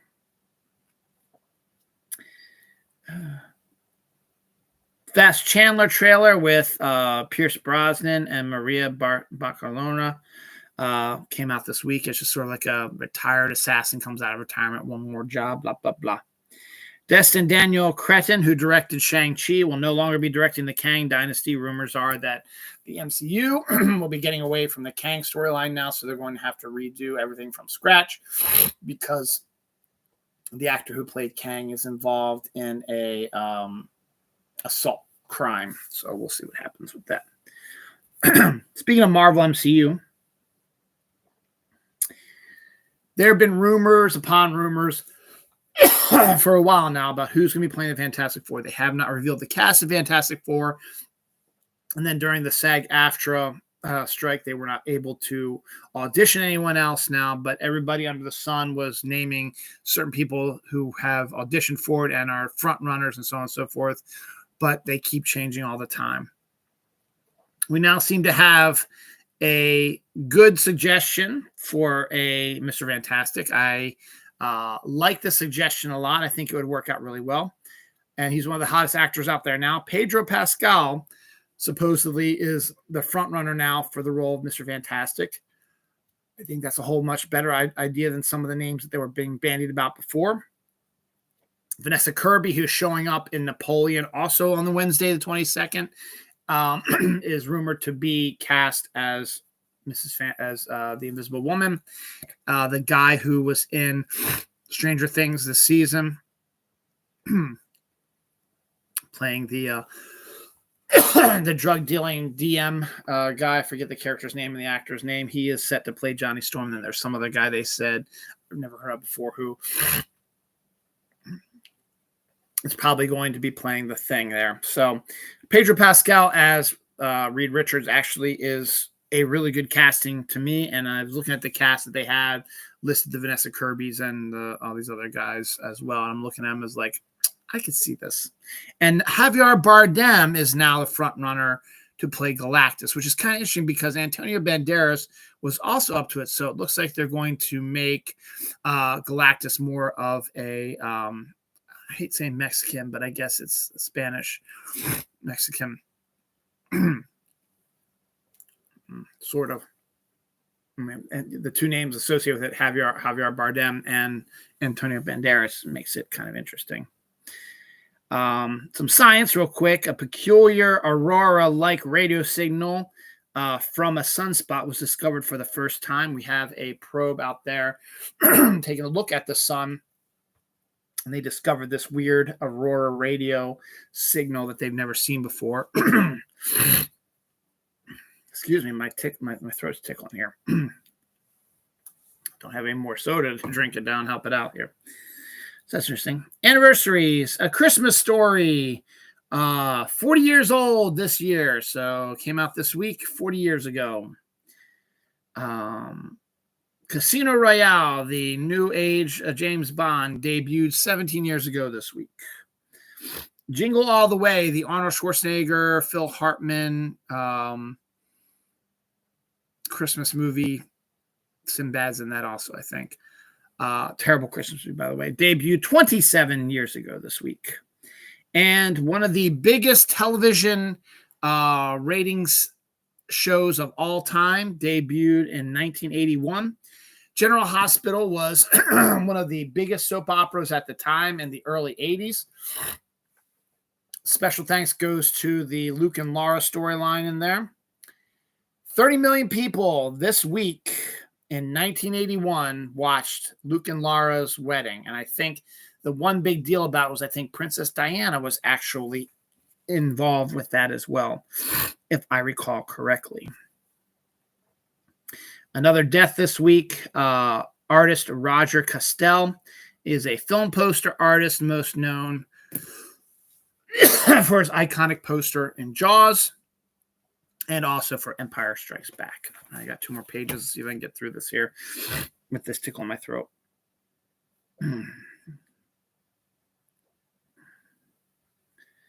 What the hell? I'm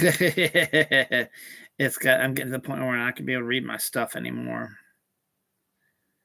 So let's see what we can do here.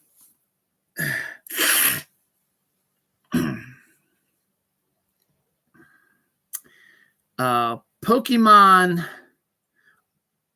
has a luxury Tiffany and Company collection now. Tiffany Company is a very fancy schmancy style sort of thing, and there's now a Pokemon collection set for Tiffany and Company. So that's intriguing. So if you like your Pokemon and you also have a shit ton of money, there you go. March 22nd, 2024 sees the debut of Arthur the King. The first trailer for that came out. Stars Mark Wahlberg and a dog who are going on a journey. So that looks like kind of a family film. January 12th, 2024. Role Play, a movie coming, I think, onto Prime, starring Kaylee Cuoco, David Oyelowo, and Bill Nighy. Set debut on January 12th. First trailer for that came out. Basically, Kaylee Cuoco plays like an assassin who is married to David Oyelowo and has a daughter, but she still works as an assassin, and she wants to do one last job, but she gets pulled back in, and then her husband gets pulled into it, and her daughter gets pulled into it, so blah, blah, blah. Typical sort of film, but it looked kind of good there. Amazon is shutting down the Comixology app, which is the one place where one of the multitude of places where you can buy digital copies of comic books and actually read them, stuff like that. You're no longer going to be able to do that. Amazon has shut down the Comixology app. Fruity Pebbles has a Winterfest Fruity Pebbles flavor out for the holidays here. Despite what you may have heard, the Wonder Man TV show based on the Marvel character and a part of the MCU and is a Disney Plus TV series is still in the works. It has 2 episodes. Apparently were done before the strike happened. So they're going to get back to work on that now. But the Disney Plus has announced that they've created a new banner for it called the Spotlight banner. So it'll now be called a Marvel Spotlight banner. I don't know what exactly that means, but it's just a new part of the MCU, I guess. James Cameron is releasing The Abyss, Aliens, and True Lies on 4K high definition Blu-ray. To see The Abyss in 4K is one of the things I would really love to do because he was hands-on about it and he cleaned it up. And it's one of my favorite movies of all time, and I want to see it, and I think that'd be really cool. Jimmy Kimmel will be hosting the Oscars again. He had a break last year, and now he's back again this year. Did a pretty decent job 2 years ago, so hopefully he can continue that again. Shang-Chi 2 is still happening now that the director has left Kang Dynasty. He can come back now and focus more on Shang-Chi 2, but there is no date for it to appear yet, so we don't know when or where or if it's going to show up, but apparently it is still a go, and we'll get there soon enough. A little free library has opened up at the South Pole, and it's the first little free library in Antarctica, which is weird because not too many people live in Antarctica. But they created a free library outside in Antarctica. Okay. Scarlett Johansson is still going to be producing the Tower of Terror movie. That was the one that she got into a major legal battle with Disney over, but they worked it all out, and she'll be working on that. Pokemon Concierge, the trailer for the new semi-stop motion computer-generated sort of amalgamation animated series from Netflix had its first trailer. It looks really interesting, like a kid's version of Pokemon, and Psyduck is going to be one of the main characters, one of my favorites. So I think that's great, but it's about a Pokemon resort where Pokemon go to rest and relax and the humans who run it. So it looks real cute. A world record Christmas is the new Hallmark Christmas movie coming out for Christmas this year, and it's based on a true story. Can't wait to see what that's about. I'm going to see it. Young Sheldon will be ending with this season 7 coming up here soon. Will be the last season for Young Sheldon. It's about time.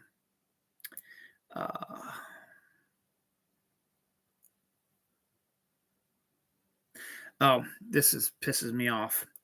Now, Travis Kelce and Taylor Swift are not one of the only celebrity couples out there in the NFL. They're the most famous because Taylor Swift is the most famous singer in the world, and Travis is probably one of the best wide receivers. But Josh Allen, quarterback of the Buffalo Bills and the quarterback for my fantasy team, by the way, has been dating Haley Steinfeld, wonderful actress, played Kate Bishop in the Hawkeye series and has been in a bunch of movies and is also a hottie. They've been dating for a while now, which is why I find this story kind of odd. And again, kind of disturbing. The Bills are suffering a little bit right now. They are no longer the dominant team they have been over the last 4 or 5 years. Josh Allen has looked like he's regressed a little bit in his production. The Bills this week released their offensive coordinator. The Bills, who are considered one of the best teams in the NFL, is 5-4, I think, 5-4, 5-5, something like that. They were coming in as being picked to be the division leaders. They are now trailing the Dolphins by about 2 games, it looks like. I think the Dolphins won the first one. against them. So we'll see if they can right the ship this week. They better, because I need Josh Allen to step up for me and my fantasy team, but that's I digress. But here's what pisses me off. Him and Haley Steinfeld have been dating for a while now. It's not like they just started dating. They've been dating. As I heard about these two like back in like May. Now, also remember, Josh Allen was on the cover of Madden 24, and we all know about the Madden curse. But this year, with Josh Allen's having a terrible, shitty year and not being as good as he used to be, you'd blame usually the Madden curse for that. But no, they're blaming Haley Steinfeld, which I think is one of the most ridiculous things ever mentioned. Blaming an actress who's in love with Josh Allen, her boyfriend, for his slump? Are you fucking kidding me? Are they thinking that she is having him provide sexual favors for her all the freaking time? Is that the reason why he's tired all the time and he's distracted? Is it because she's so hot as he's distracted? Is that just a whole bunch of different things that, she's keeping him up, or, he doesn't want to be there. He'd rather be with her. How can you blame an actress for the way a performer is performing? It makes no sense. And it's very off-putting. And it's not a good thing to have, because what if Travis Kelce appears to play better with Taylor Swift in attendance than he has, and when she isn't there, he's been shitty? What if it was the opposite? What if when Taylor Swift wasn't there, he was playing phenomenal, and when she was there, he was playing shitty? Would people be screaming for Taylor Swift and Travis Kelce to break up? I'm sure there'd be some people who would, because as I said about an hour ago, yeah, there are people who are freaking out about the two of them and wishes that they would get divorced, or not divorced, but would break up or whatever. It's just, I know it's probably part of being a celebrity, but still fucking annoying to blame somebody you're dating for you not being good this year. Is really stupid. And the fact is, they didn't just start dating. They've been together, I believe. As I said, I've heard about this couple forever. Whatever.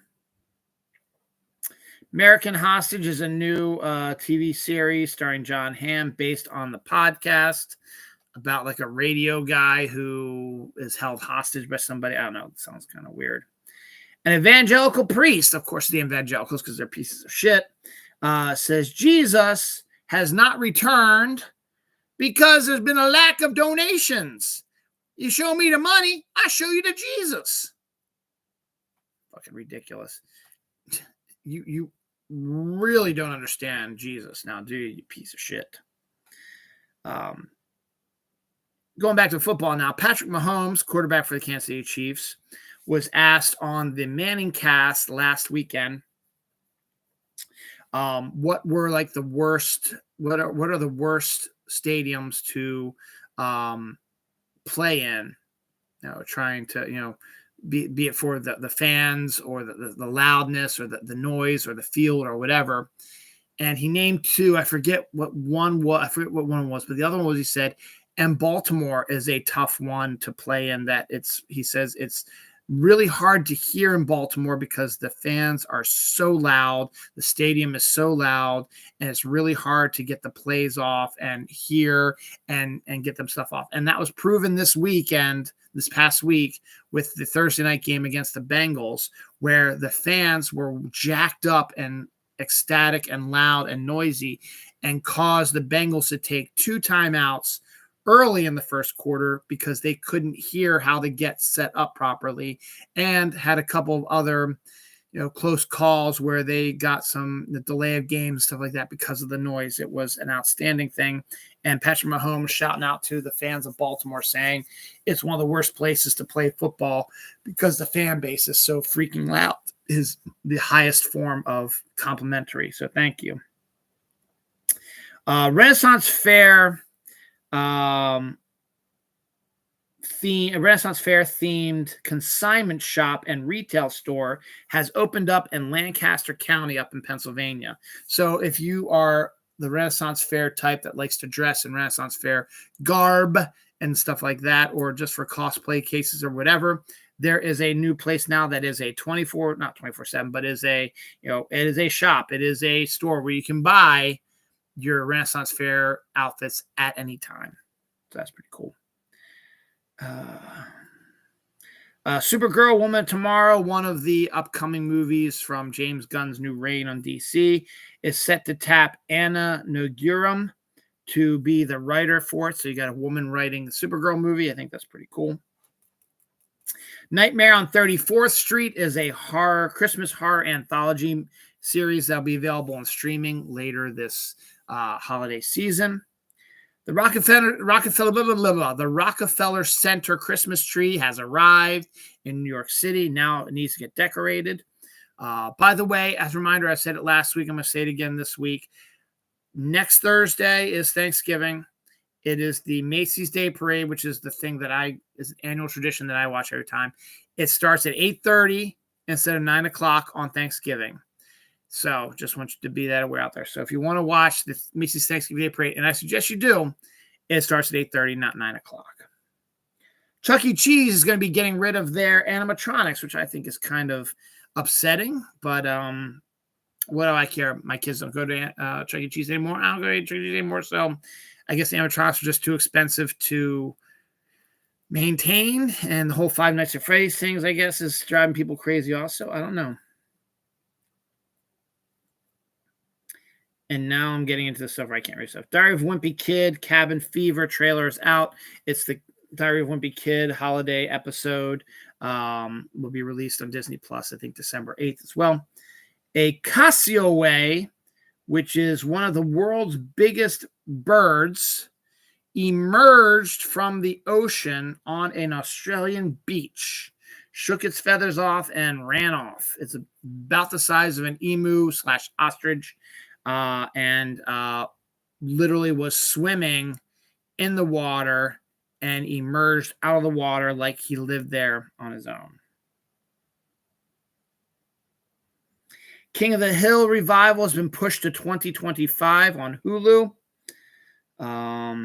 Coyote vs. Acme, I talked about this movie last week. Warner Brothers is shutting it down and not releasing it for the tax write-off. But the creators are like, we want this movie to be seen. We think it's going to be popular. So Warner Brothers has given them permission to shop it to other streaming services. So it's going to visit Amazon and Netflix and Paramount and all this other stuff as well. So that'd be good to see that.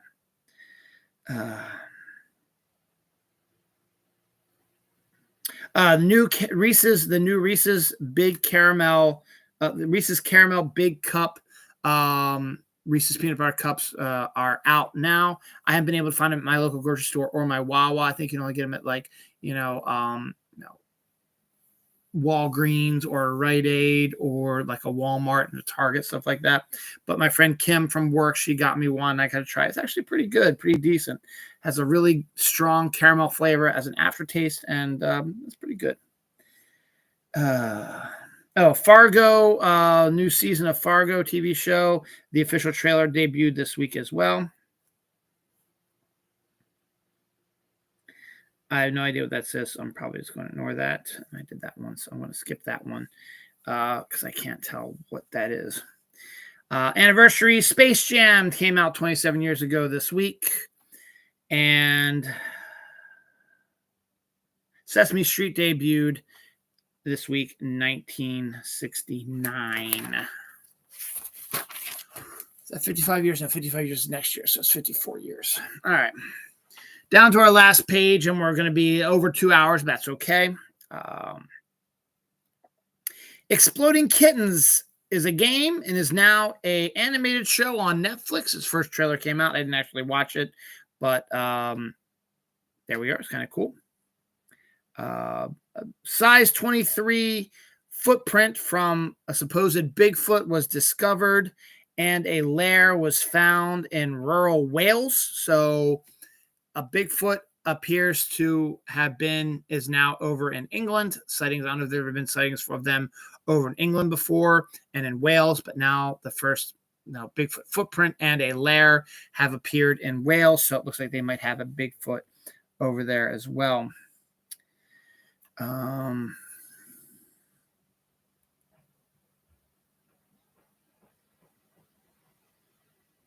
That's the neighbors doing something. I know there's another story here, but I guess I'll find it eventually. Maybe that's what the story is. No. Oh, yeah, big black cat. There it is. Big black cat was spotted near a campsite in the Forest of Dean, which is where Hermione took Ron and Harry in Deathly Hallows Part 1, and where they separated and where they found the Sword of Gryffindor. But yes, I've talked about the big black cats in England. That has been rumored for a while, but it appears that there are actually big black cats in there. So England now has big black cats and now have Bigfoots as well. Big feet. Big feet. I talked about how Costco has a Lego Thanksgiving cornucopia. They now also have a Lego Christmas wreath. So if you want a Christmas wreath made out of Lego, you now can get the set to do it. The third part of the Spider-Verse trilogy, animated trilogy, the actors are now getting back to work on the voiceovers. So that means that we're going to get more work done on Spider-Verse. It's rumored to come out in 2024, but the movie is now off the schedule. They're going to try to figure out a new date, probably when they figure out how along they're going to be getting with the animation styling. I still think because of the way that they do their animation styling, I don't think it's going to hit in 2024. It'll be probably in 2025, but I don't know the full extent of what they've done so far, and they still might be able to make it for a late quarter of 2024 debut, so we'll find out. EH Plus and Ghostbusters team up for a energy drink called OxyShield, excuse me. Orion in the Dark trailer coming out February 2nd. It's a Charlie Kaufman Netflix animated film, kind of cute, about a boy who's afraid of the dark. And the dark comes to try to make him not be afraid of the dark, but instead makes him even more afraid of the dark. And then he's got to gird up his courage to save the universe from a different type of dark. And the dark helps him out with that too.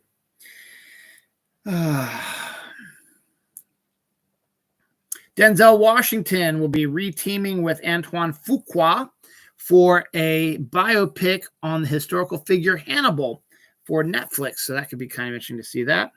Byron Allen, a comedian who has been running the Johnny Carson Foundation for a while and has been made big money, has put a $10 billion bid down to own ABC. So we'll see if that actually comes to fruition as well.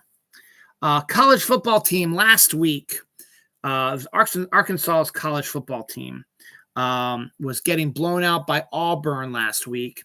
And during halftime, instead of the coaches trying to get their team, jazzed up and them trying to figure out a way to win this game, they were watching the Polar Express. Videotape showed them doing that instead of prepping for the second half of the game, where Auburn just totally demolished them. So I think maybe you should have been focusing more on the football game and not the wonderful Polar Express movie. But that's not a place to watch that. It's not at halftime in a college game.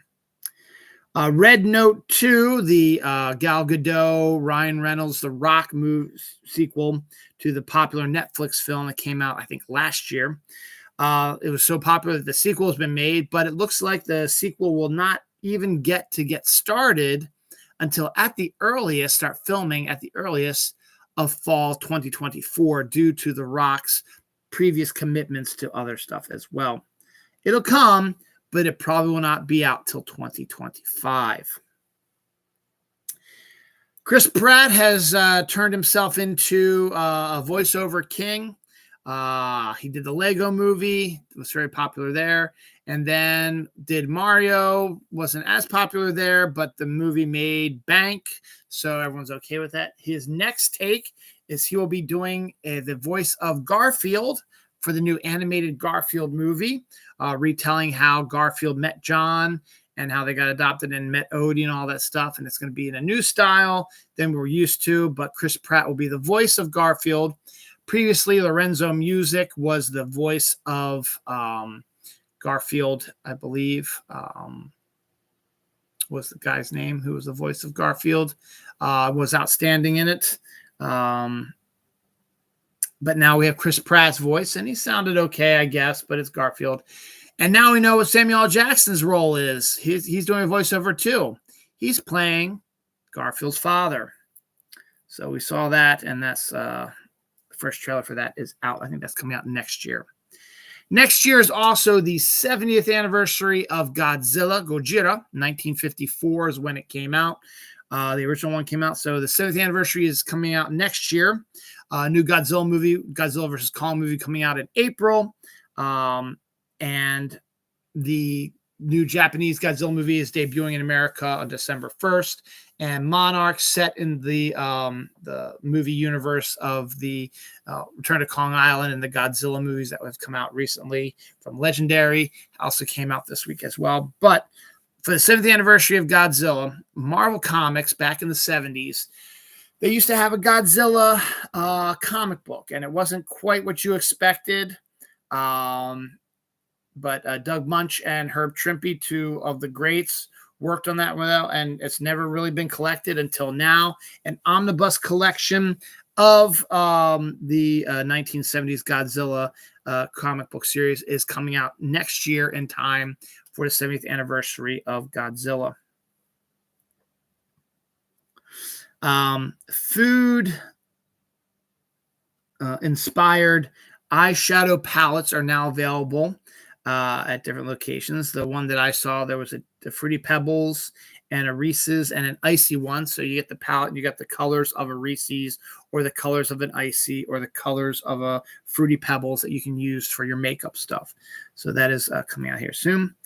From TJ Maxx, we have colorful hot cocoa from Crayola. Apparently, the hot cocoa is now colorful. It is actual hot cocoa, tastes like hot cocoa, but it is now in two Crayola colors, Pacific Blue and Emerald Green. So I'm assuming if you make that hot chocolate with that powder, they will be Pacific Blue or Emerald Green hot chocolate. You can get that at TJ Maxx if you want to check that out for yourself.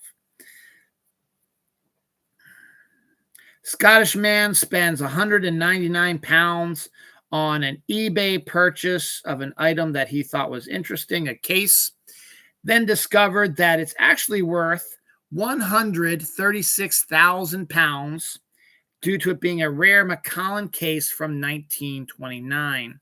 So you spend $199 pounds for it to get 136,000 pounds for it. That's outstanding. Stuffed nachos and taco bits are now available in your freezer section from Old El Paso, if you like that type of stuff. This past Sunday, the NFL played a game in a German stadium, and there's video of it was a dome stadium that can be undomed if they want it to, or domed due to bad weather. There's video came out of the dome of the stadium being sucked into the scoreboard at the stadium. So that's kind of pretty interesting to see that. Pretty cool. Well, I'm almost done here. Anniversary stuff and last two stories. Moose cleans up Halloween pumpkins at a home. Some guy had their pumpkins out, and the moose came and he ate them. So before I do my last story of the week, anniversaries, I still know what you did last summer. Debuted 25 years ago this week. That was the luscious Jennifer Love Hewitt and Freddie Prinze Jr. reprising their roles from the first one. But, you know, spoiler alert, since Sarah Michelle Gellar and Ryan Phillippe were killed, they did not appear in the second one. Brandy instead did. I think Omar Epps was in that as well. Gosh, 25 years ago came out. Dogma, my personal favorite Kevin Smith movie of all time, and one of the best ones he's ever done, debuted 24 years ago this week.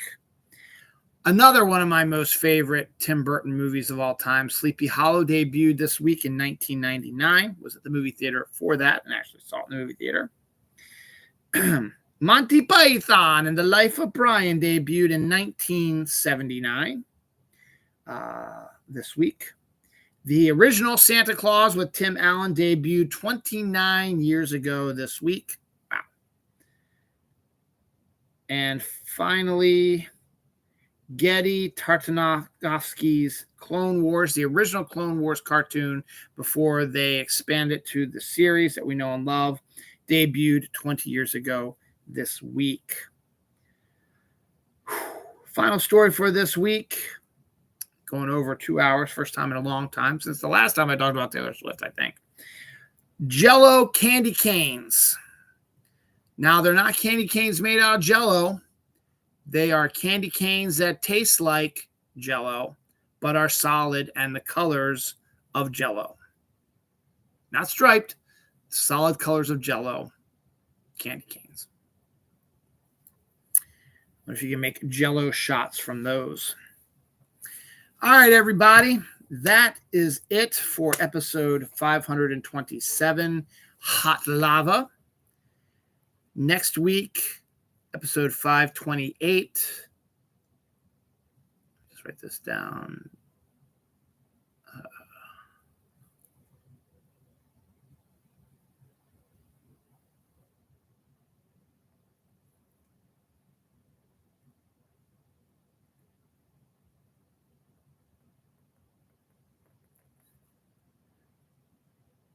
I think that's about it right there.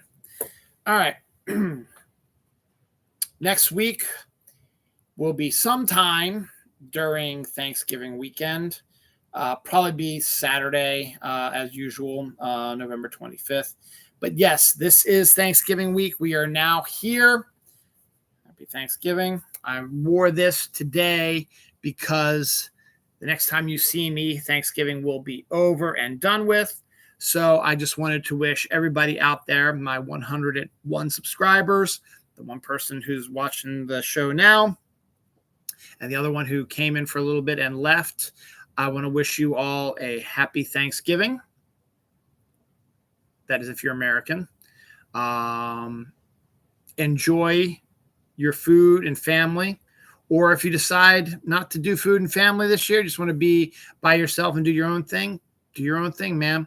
I did a show last year, discussing my takes on Thanksgiving. I might repost that this week because it's still relevant today. Thanksgiving is one of my favorite holidays recently, only due to the fact that I get a 4-day weekend off, and it's not a major holiday that really involves anything besides stuffing your mouth, stuffing your mouth and your belly, and watching football. I'll be watching football on Thursday. The Ravens will be playing on the Sunday after Thanksgiving on Sunday Night Football against the Chargers, so it's going to be another late night. But I will have 4 days off this week. My wife starts her long-awaited vacation. She is off from November 20th to November 30th. Goes back to work December 1st. So she's got a nice long vacation coming up. The kids get an extra day off for Thanksgiving. They get off Wednesday. So they only have 2 days of school this week, and then they're off until the 27th. So they go from the 21st to the 27th as their vacation, is their mini Thanksgiving break. So good on them. That's about it. As I said before, Oppenheimer comes out on Blu-ray and DVD on Tuesday. Go ahead and pick it up. Not on Wednesday, as I think I said, it's on Tuesday. And then Wednesday, there'll be a bunch of movies. Napoleon, the new Disney movie Wish is coming out as well. If you are into horror, the new Thanksgiving slasher horror gore film from Eli Roth came out this weekend. So if you are into that sort of stuff, go ahead and check that out. And I think that's about all I have to say. So keep reaching for the stars. And I'll see you soon. Looks like my clock here is getting a little jammy. So happy Thanksgiving to everybody. Watch the parade, 8:30 a.m. on Thanksgiving. Dog show is also coming on after that. Football, enjoy food, friends, family. Black Friday shopping. Going to the first Black Friday football game ever is out this week as well. And just enjoy your break if you get one. All right. Check you later. Bye.